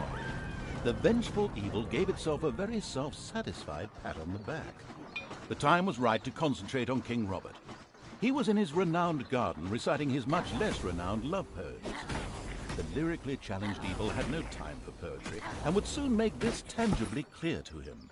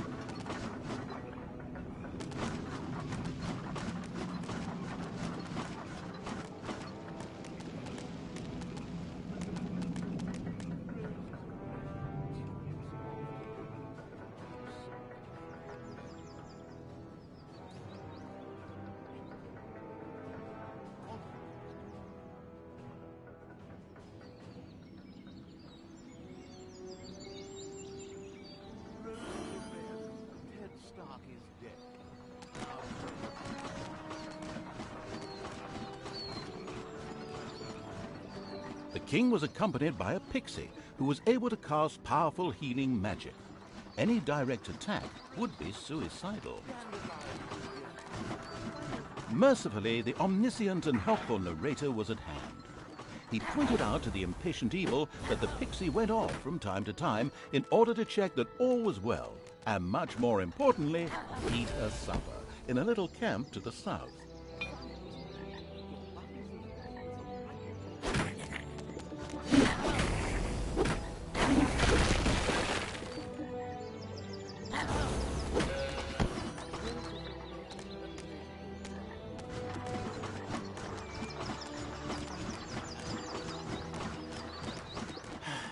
One would think that killing a fragile flying being wouldn't be rocket science. But an incredibly incompetent evil had taken far too long in doing so and had startled a few guards into action.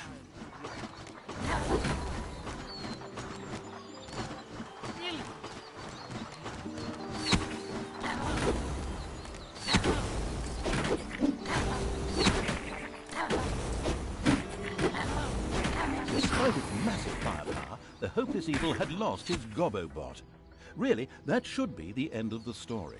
However, somehow, another one of these wonderful creatures miraculously appeared in the vicinity of the Goblin Cave. Hopefully, it would receive a little bit more care and attention than its predecessor. Good God, can we please stop letting mission-critical units die? Not that I've got any sympathy for those worms, but it's really beginning to hold things up here. Collect another assassin from the basement exit.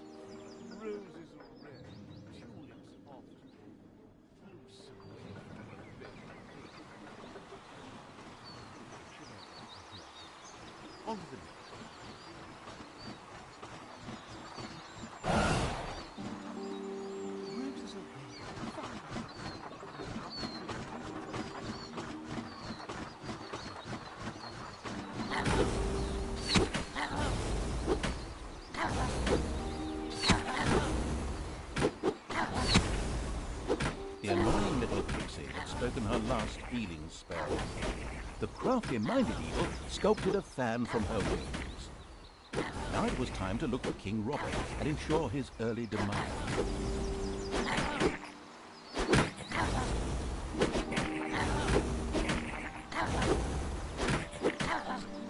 King Robert fell, and the ultimate evil had received its well-deserved revenge. But there were still many more heroes out there who deserved to bite the dust. Their time would come. The demigod Krotos, one of the sniveling cowards who had banished the ultimate evil, had just marched his alliance army out of the swamplands to fight the snake-like Nagas. The ultimate evil wanted to teach him the full futility of war by ensuring his untimely passing. Besides, the Nagas could prove to be valuable allies.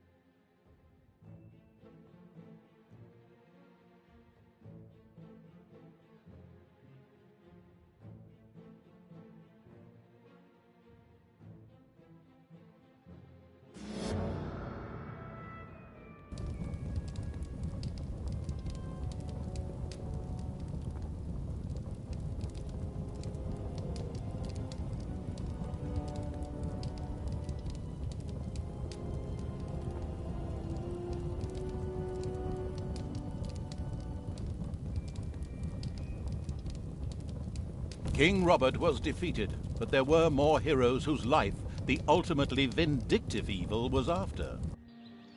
Here in the swamplands, the demigod Krotos was just leading the Alliance's troops against feral Naga clans. They had retreated here after the collapse of the Dark Army. It would seem sensible to first strike an alliance with these Nagas before the impatient evil squared up against Krotos.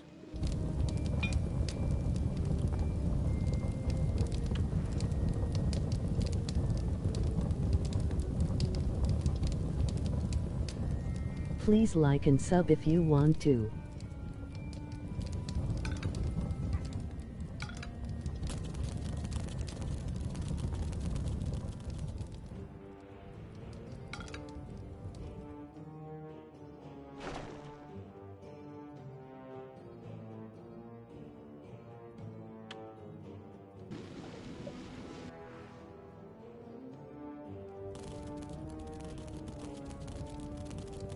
Gold greedy evil built the first underground treasury, thus laying the foundations for insane amounts of hoarded treasure.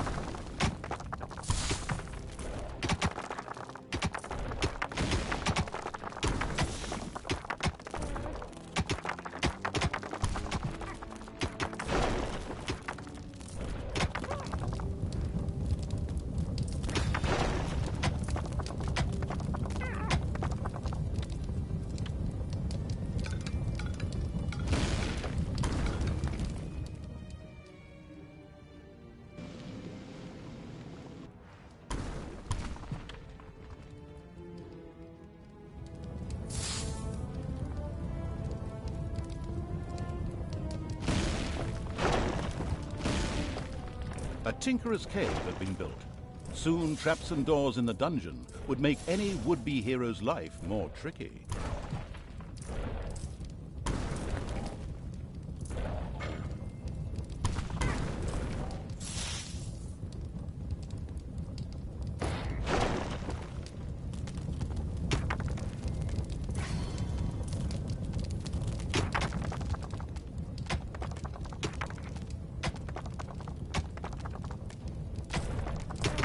Pleased Evil's hard-working goblins had made plans for a new room, a guard room. There, creatures could patrol and keep a lookout for heroes. Immediately, the Ultimate Evil got down to having this room researched. Out there, the swamplands looked bleak and unfriendly. Not an area Charlie would serve in.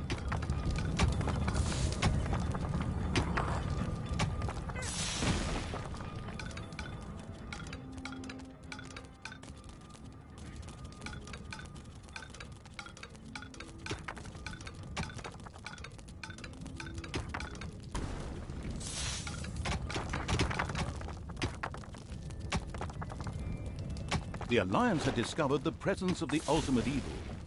This had nothing to do with a tip-off from a certain narrator who wanted to increase the tension. It was pure coincidence. The good people responded, as you might expect, with a direct attack on the dungeon.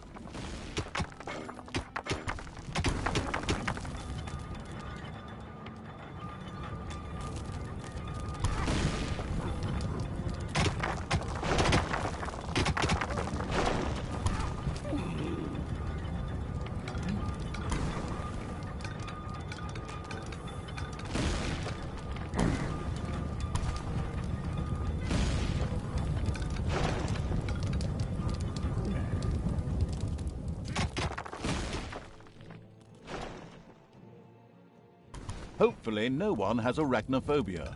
A spider nest has been discovered.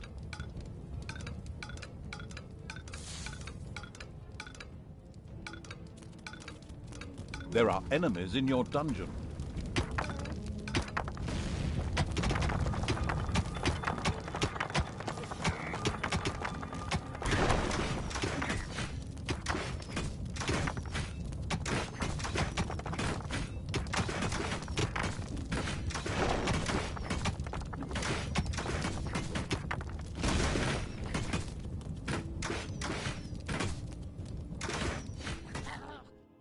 Payday.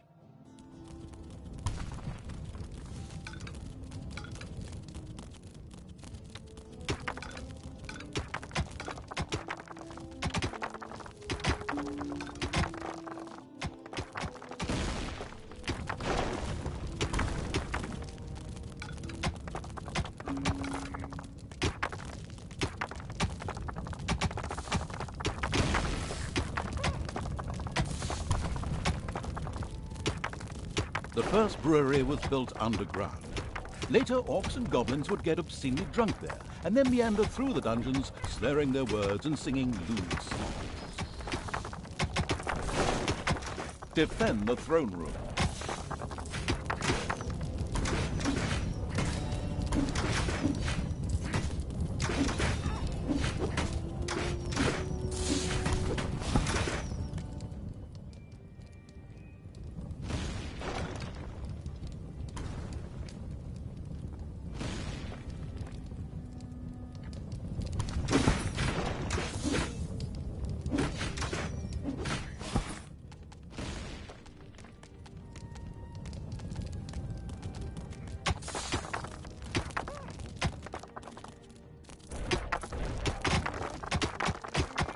One 100 years later, the dungeon of outdated evil was discovered by other baddies.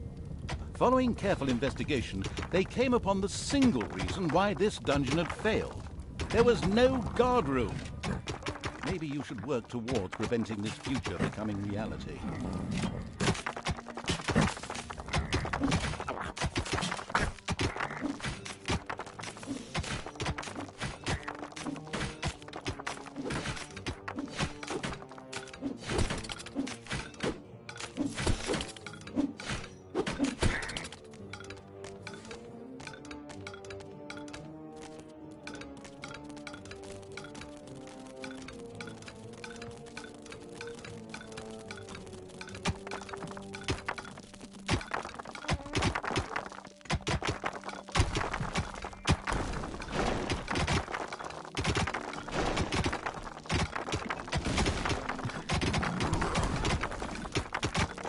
There are enemies in your dungeon.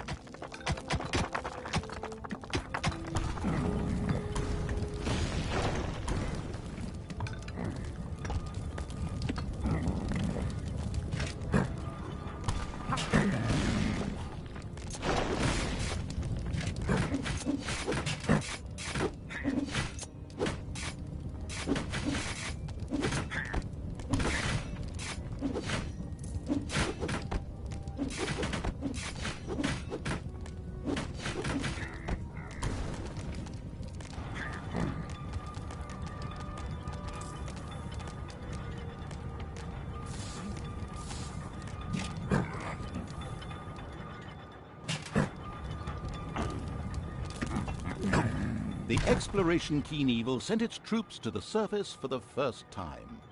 The swamplands spread out before them. The next step was to either find the Nagas and recruit them, or be massacred by the army of the Alliance. It was a difficult decision.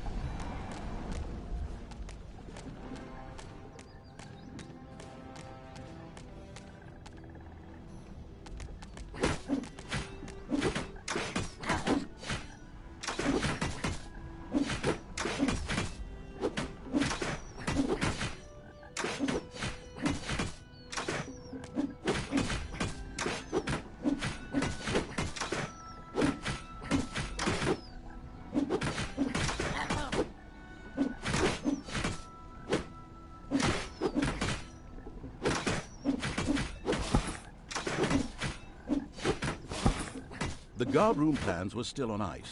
The goblins of the leisurely evil patiently awaited the time when they could finally start this research.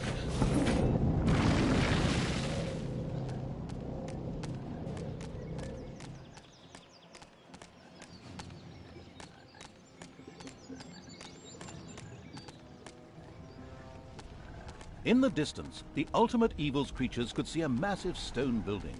A Naga temple? Apparently, there was an entrance to it in the north.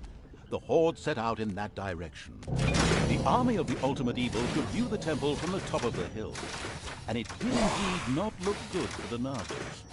The nauseatingly good hero Krotos personally led the Alliance into battle and was forcing the snake keepers to retreat.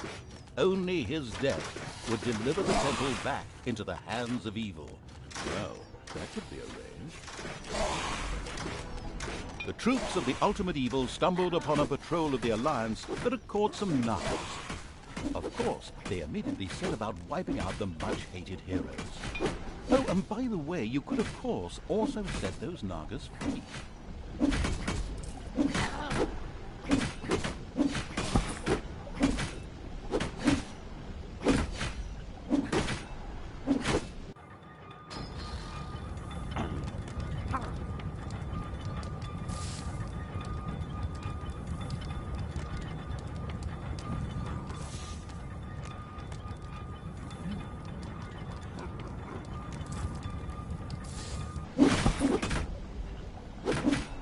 The last fighter in the patrol was defeated.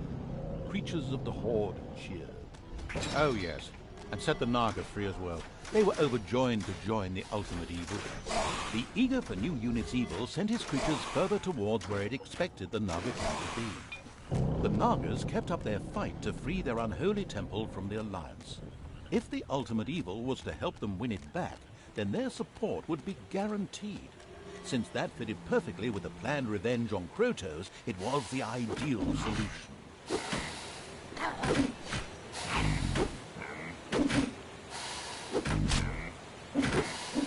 The guard room was researched and ready for construction. Creatures that were thrown there by the hand of terror would keep watch and be especially vigilant for intruders. They were able to alert other creatures near the guard room and summon them for reinforcement as well.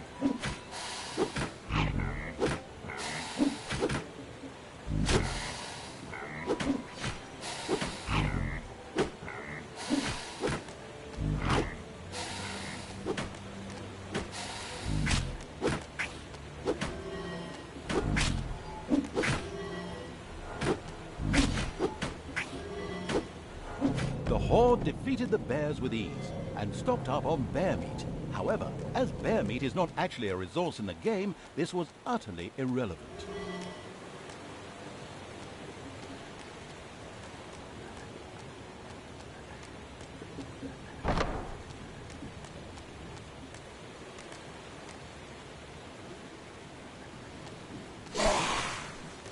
A small group of Alliance troops had gathered here. The presence of the Nagas ensured that the all-seeing evil could see even the cloaked units. A mentally deranged evil had needlessly let the Nagas accompanying it die. In an earlier version of this story, this would have spelled instant defeat. Pragmatically, however, it was decided that the disgraced player would be allowed to carry on with the game. Oh yes, and the Naga were brought back to life again.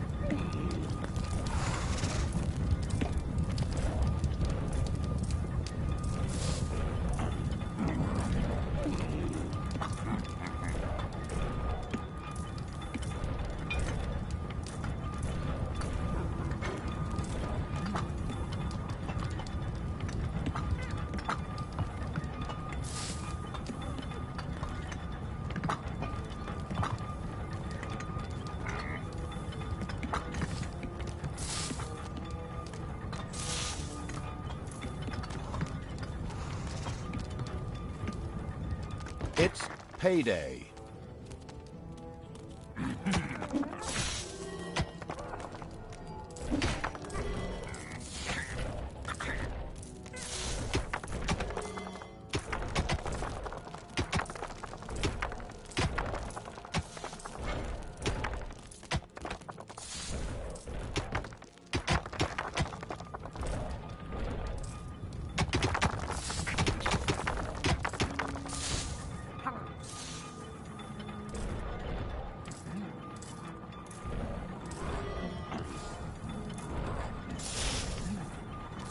There are enemies in your dungeon.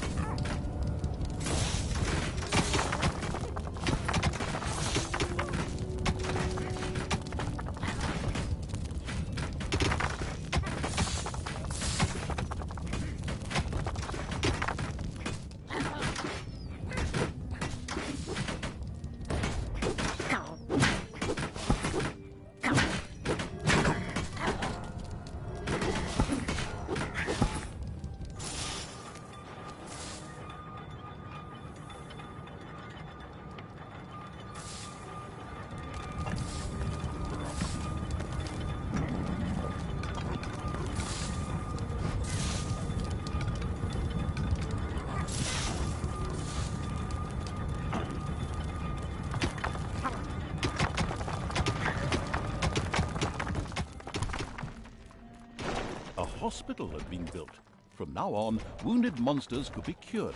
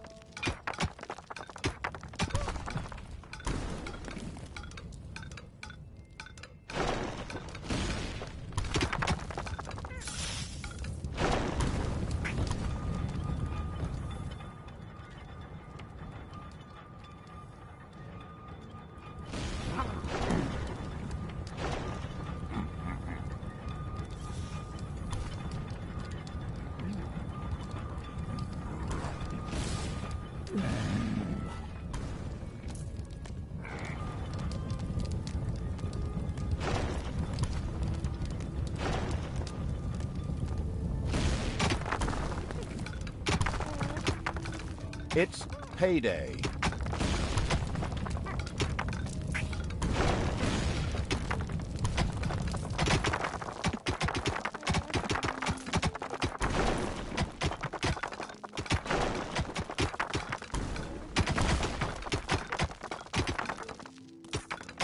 There are enemies in your dungeon. Hopefully no one has arachnophobia. A spider nest has been discovered.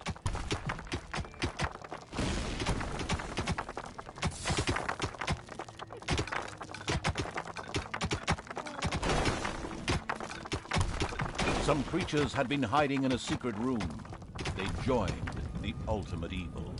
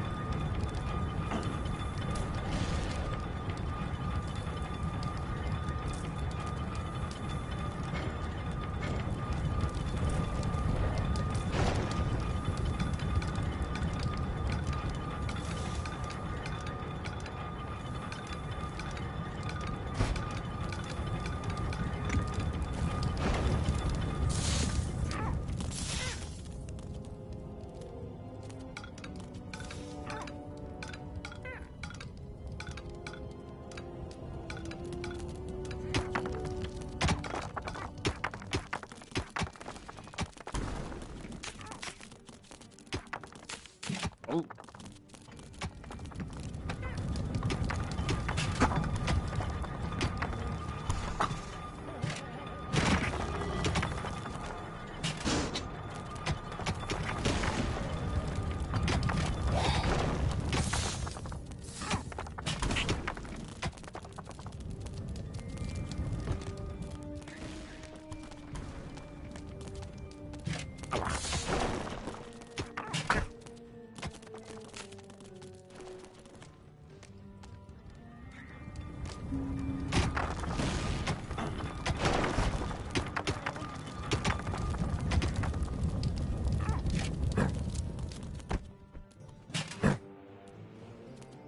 Defend the throne room.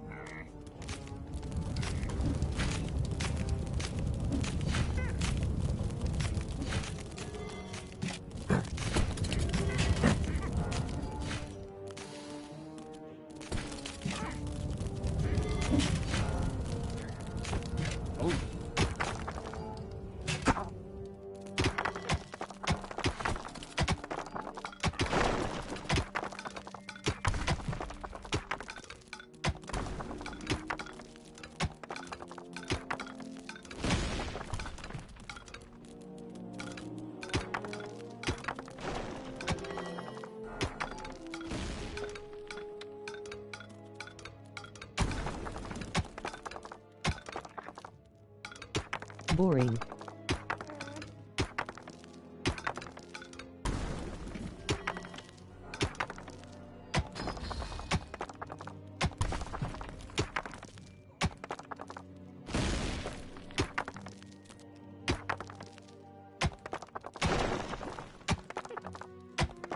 LOL, just kidding.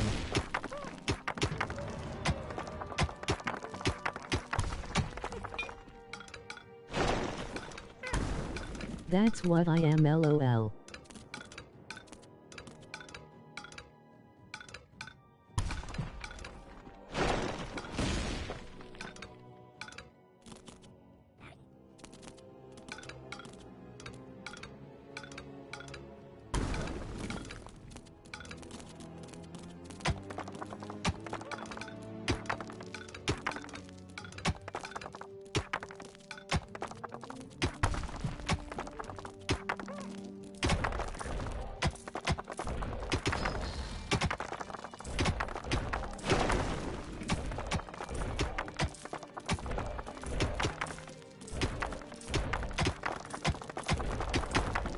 It's payday.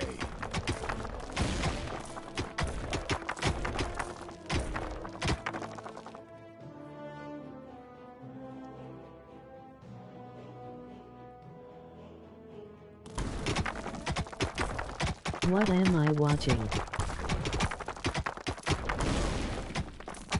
There are enemies in your dungeon.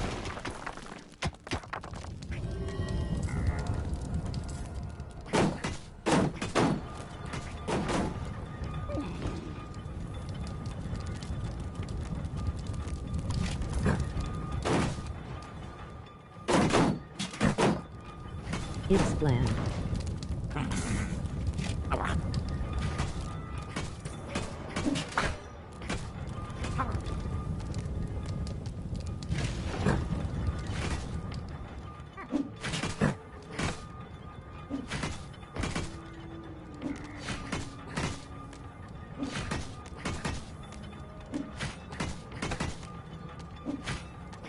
Excellent.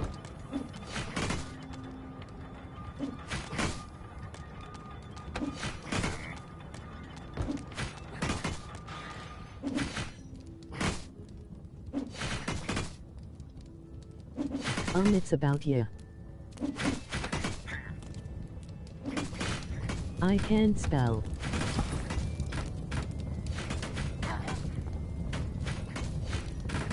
Blah blah blah blah blah blah blah blah.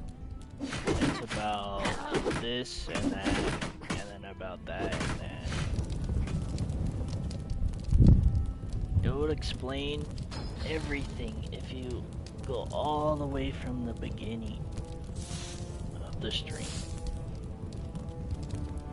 It'll make sense.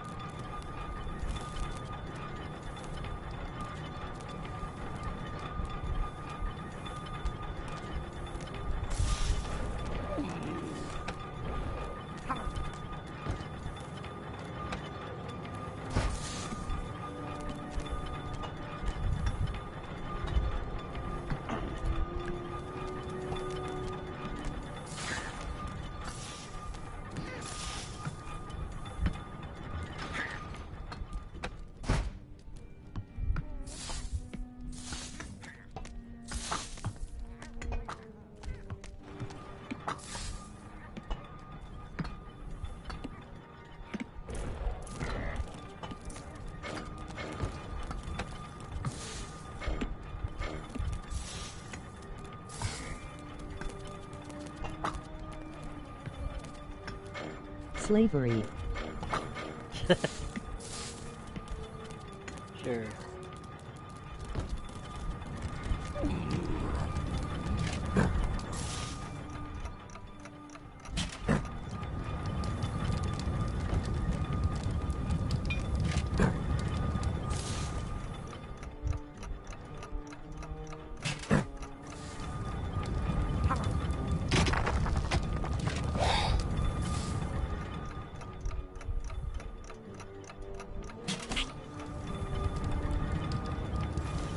Make them work hard.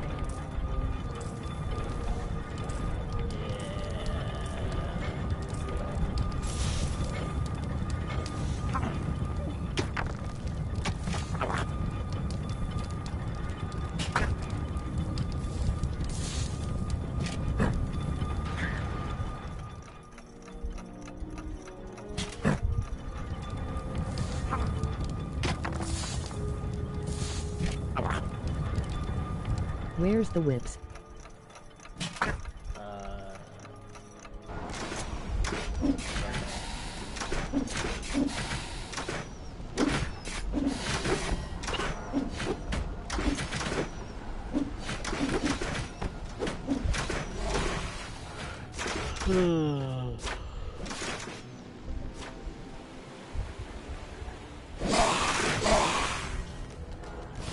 Payday. Payday. Payday.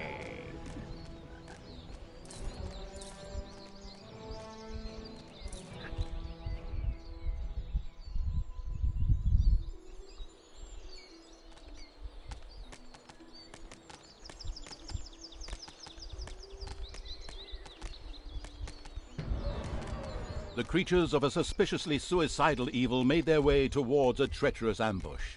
At the last minute, however, apologies, I thought that the Horde would take a different path, because there is an ambush awaiting them here. Yeah, But obviously that doesn't seem to be bothering someone at all. The narrator is actually pretty funny. Hey buddy, if I ever have a kid, would you want to be the godfather?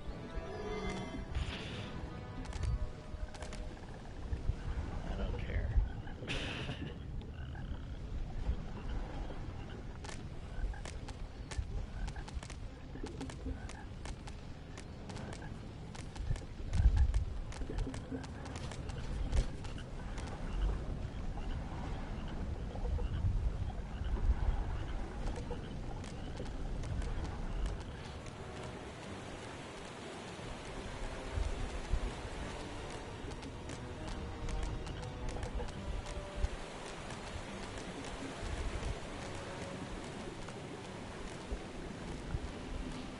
What lol, you sound interested.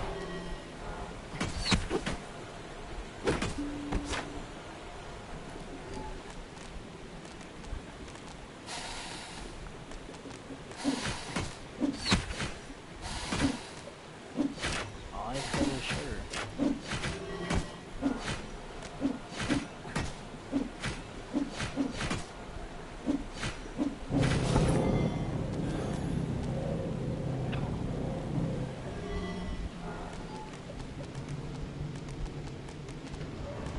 At last, the Horde reached the Naga's camp.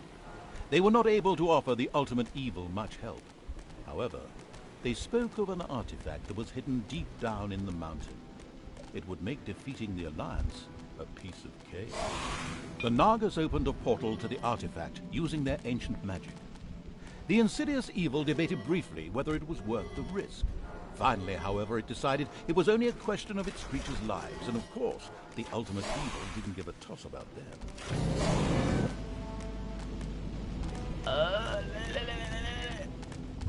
The Horde had passed through the Naga portal and found themselves in an old altar chamber, in the center of which lay a very ancient-looking object.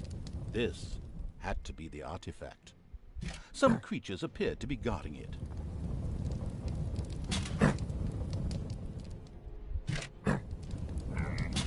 Run to the dead.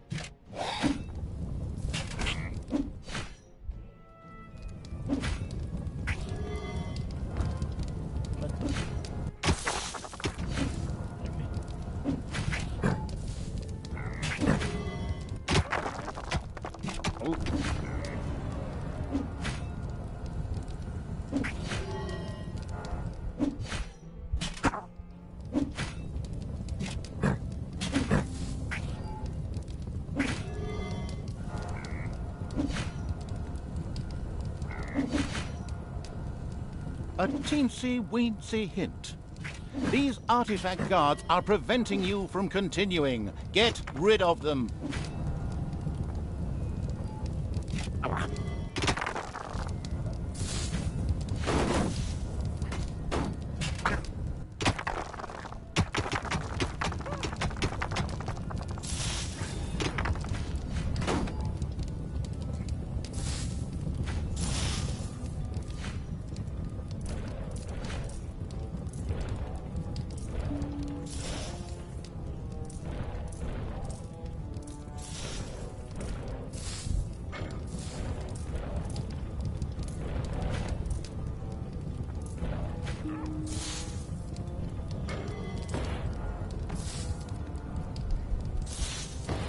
There were still a few guards merrily dancing around the artifact. These had to be removed.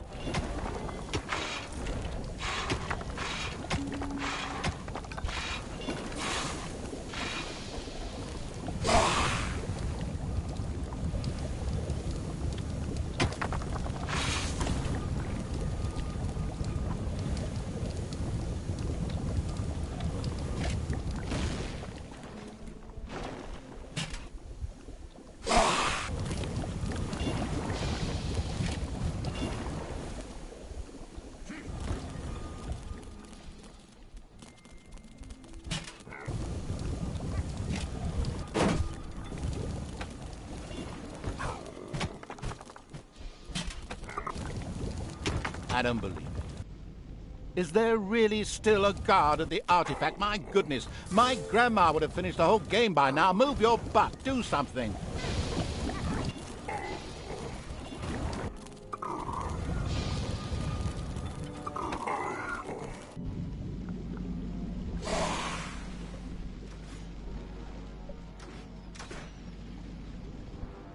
Payday.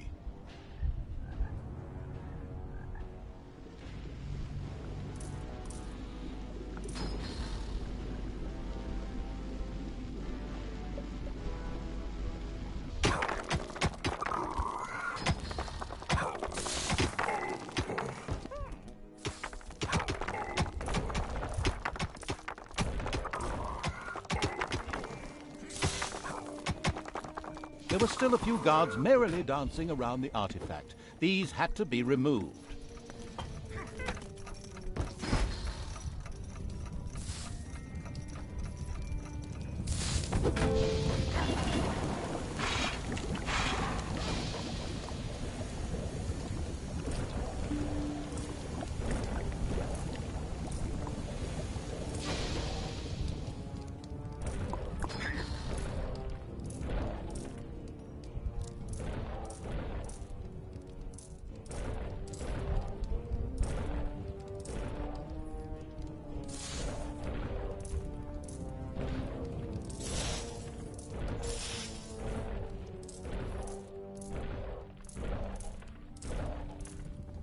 The artifact was still being guarded by creatures.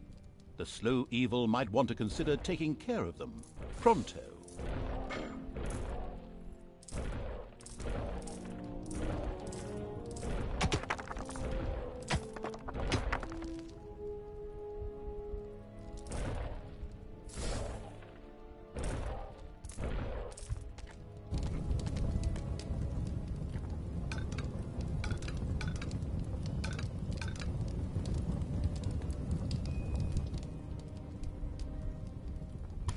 Oh.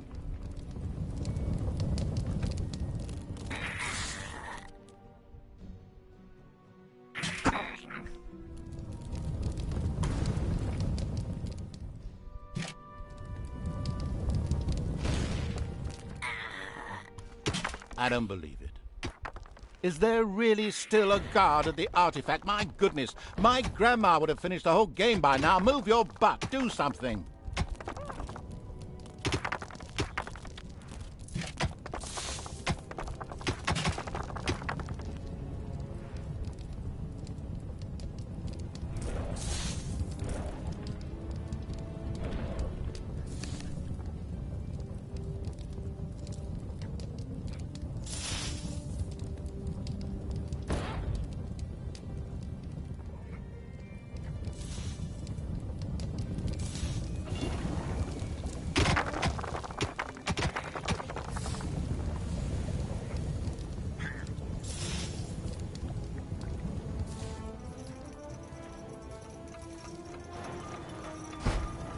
A teensy-weensy hint.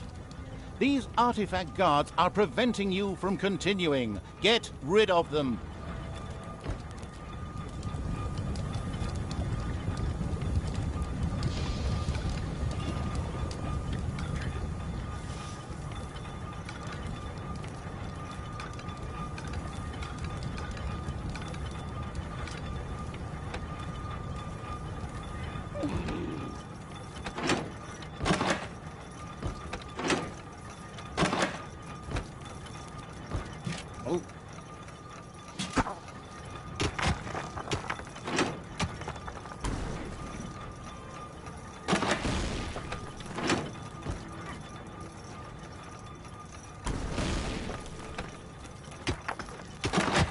I don't believe it. Is there really still a guard at the artifact? My goodness, my grandma would have finished the whole game by now. Move your butt, do something.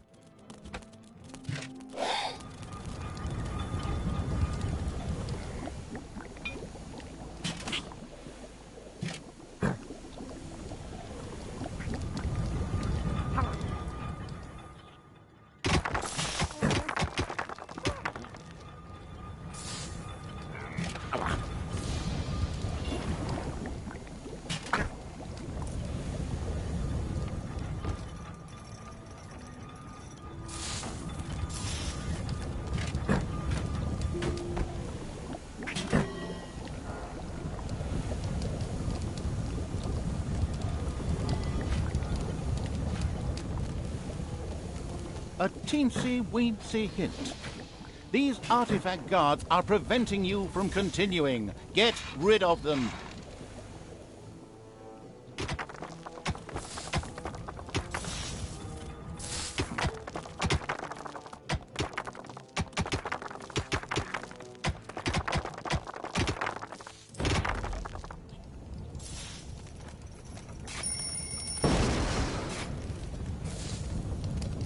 There are enemies in your dungeon.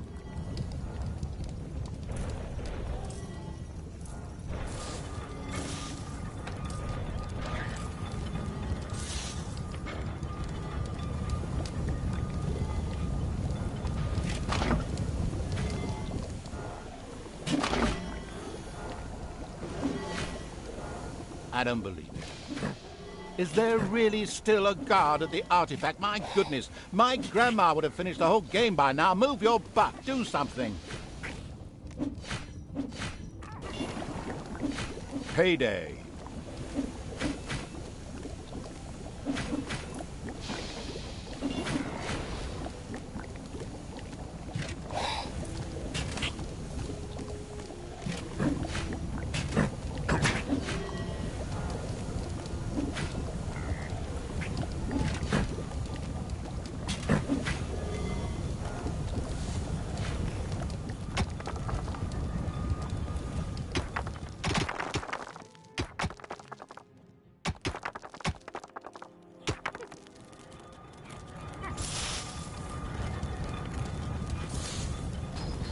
The artifact was still being guarded by creatures.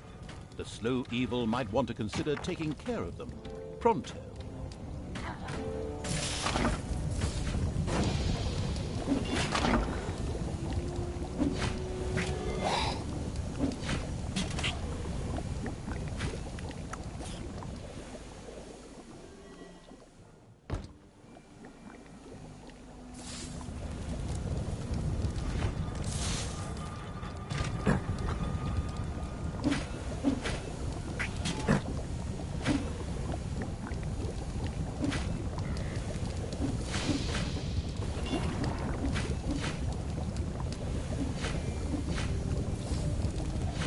Once the artifact guards were eliminated, the artifact began to glow.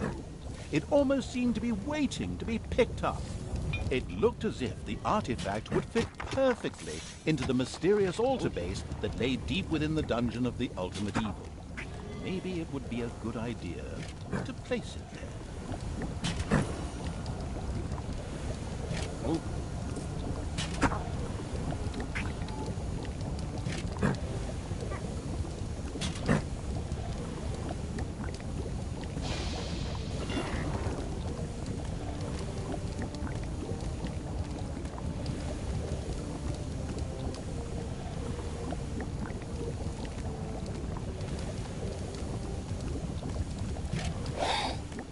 artifact was still not on its designated podium.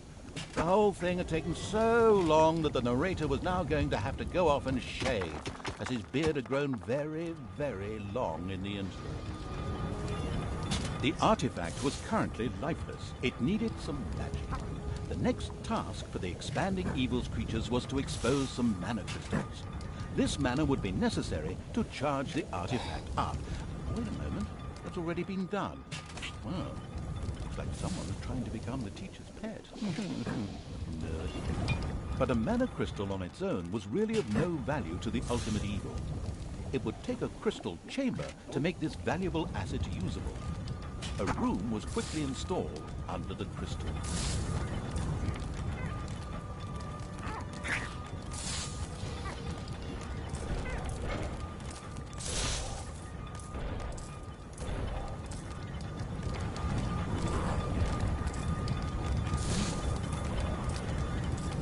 The crystal chamber shone with the brilliance of a freshly painted room. To exploit this effectively, the success-enabling evil was now able to recruit Nagas. At this exact moment, the clan conveniently placed some of these snake-like beings at its disposal.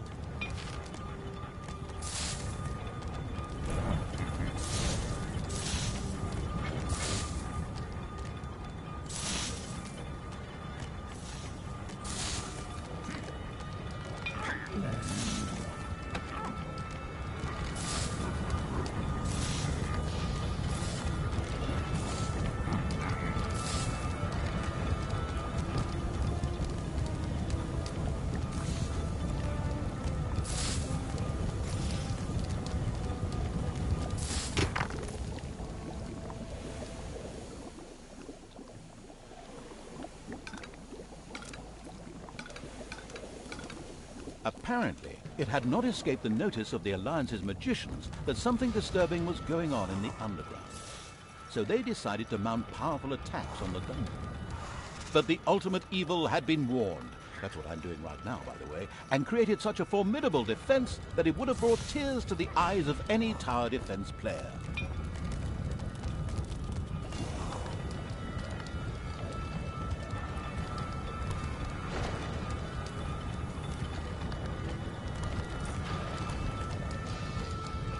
Enemies have entered the dungeon.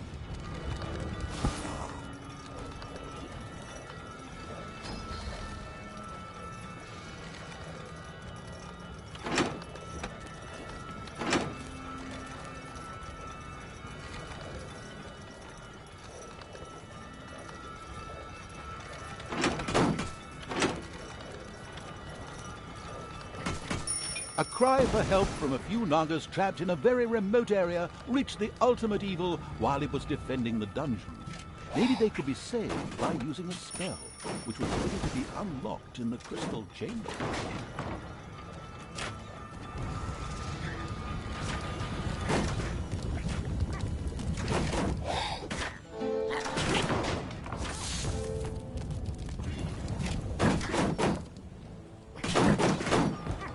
Creatures of the unstoppable evil continued work on filling the artifact with magic. It's payday.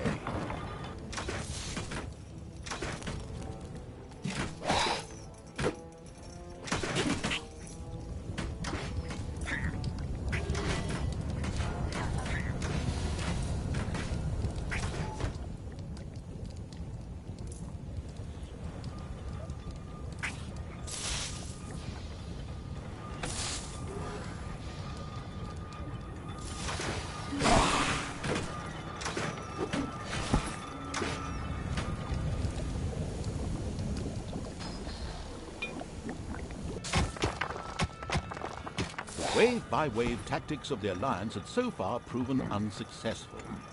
So, a strategic genius had decided to open up a second entrance to the underground in order to send, well, wave after wave of units into the dungeon.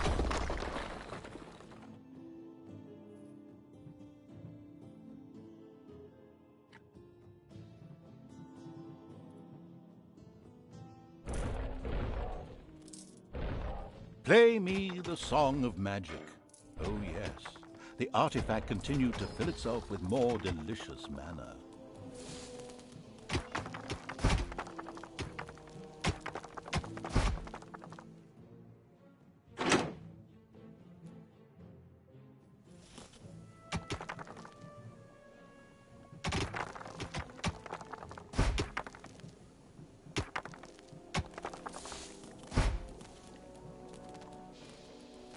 Enemies have entered the dungeon.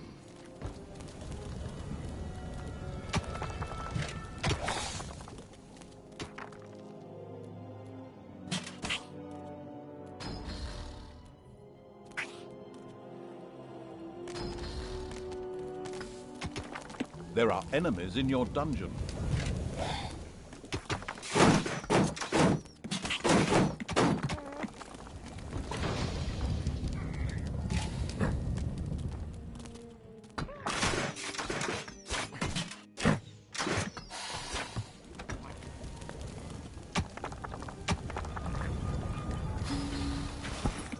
The artifact continued being loaded with magic. It would soon be ready.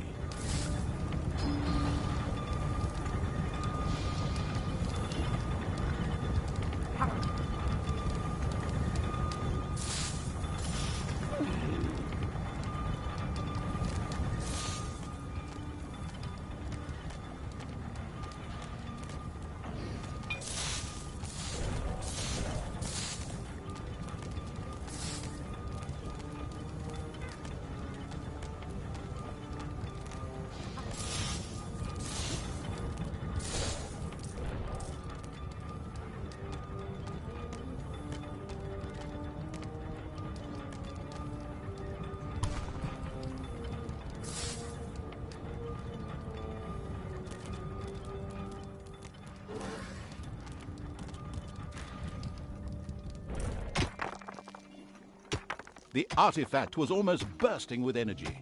It was now producing mana independently and ready to stand by the Ultimate Evil's side in the battle for the temple. It also gave the Ultimate Evil access to a few more magic spells. Now it was time to take the temple and destroy Krotos. The Ultimate Evil gathered all the troops together to attack in one devastating wave.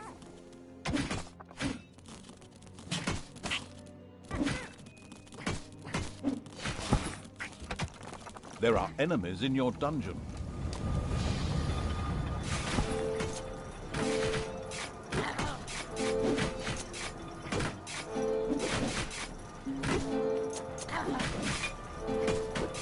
Enemies have entered the dungeon.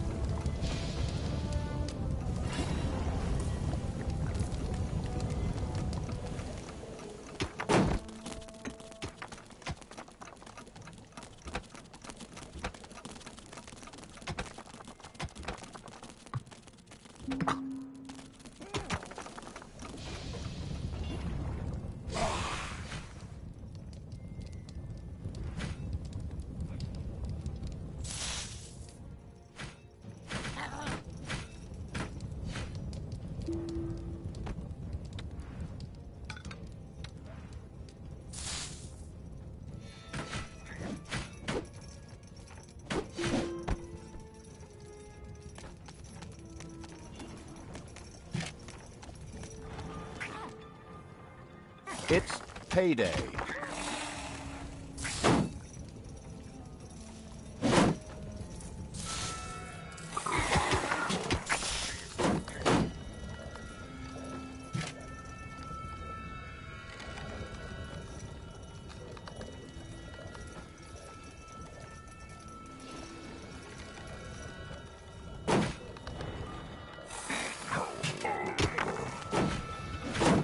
There are enemies in your dungeon.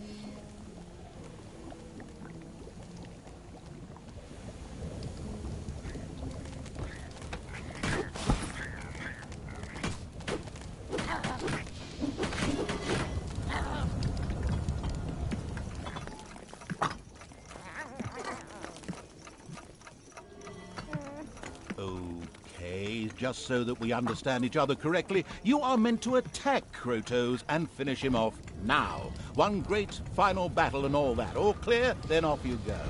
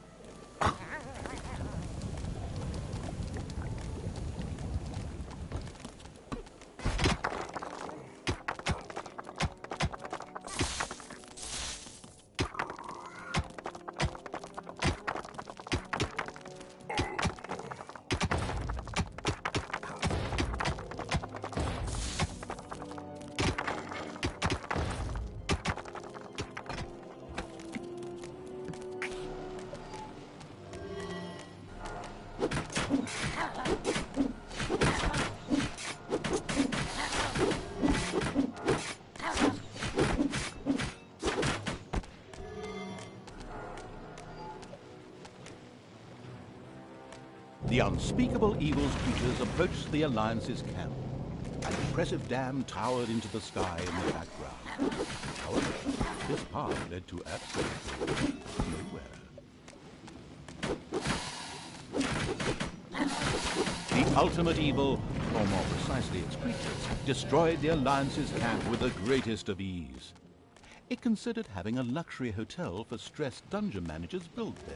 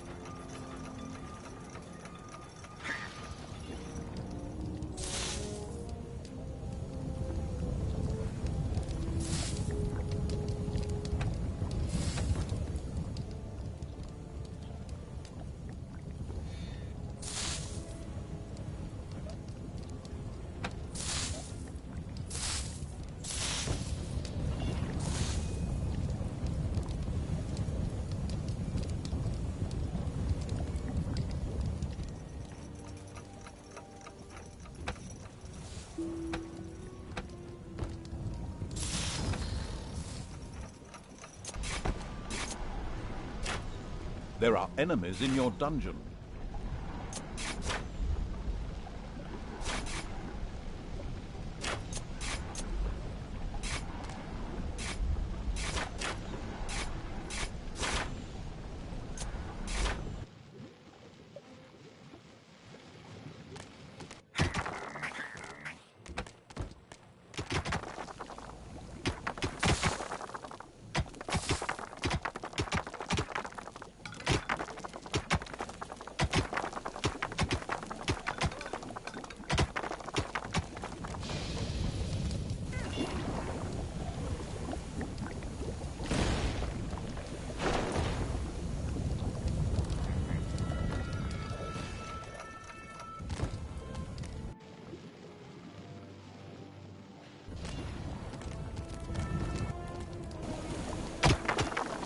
It's payday.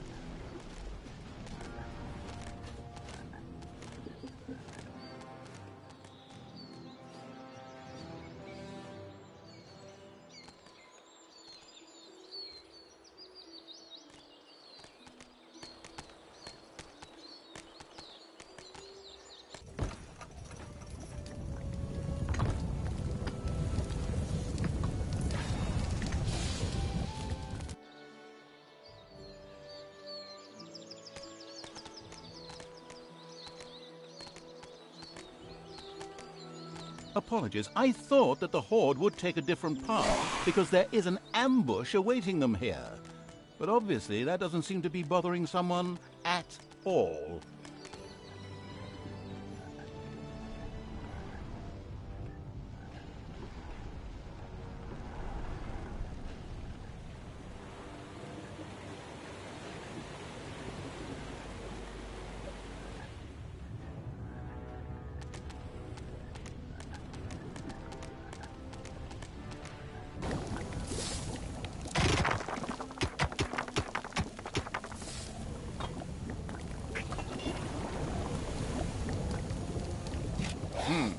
It was now time to fight Krotos.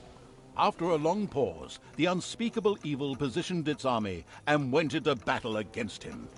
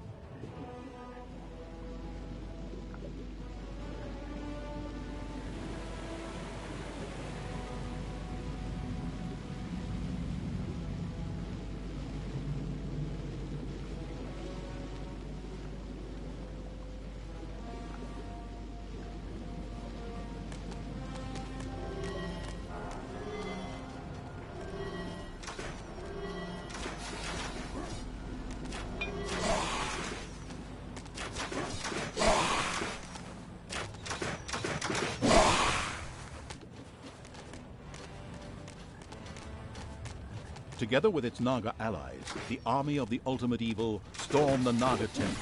The battle began. There are enemies in your dungeon.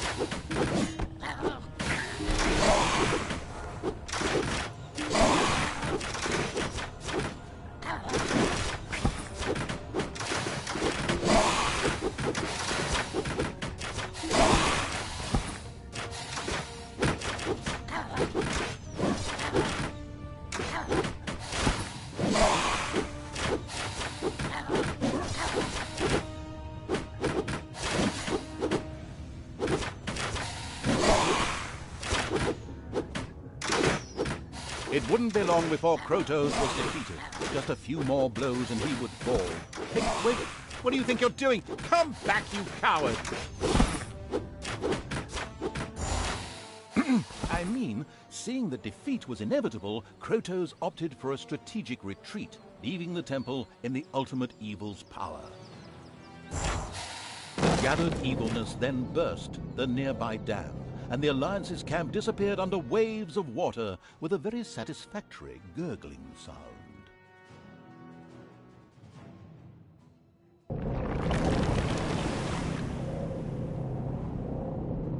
Despite the soggy end to the Alliance, the Ultimate Evil was livid.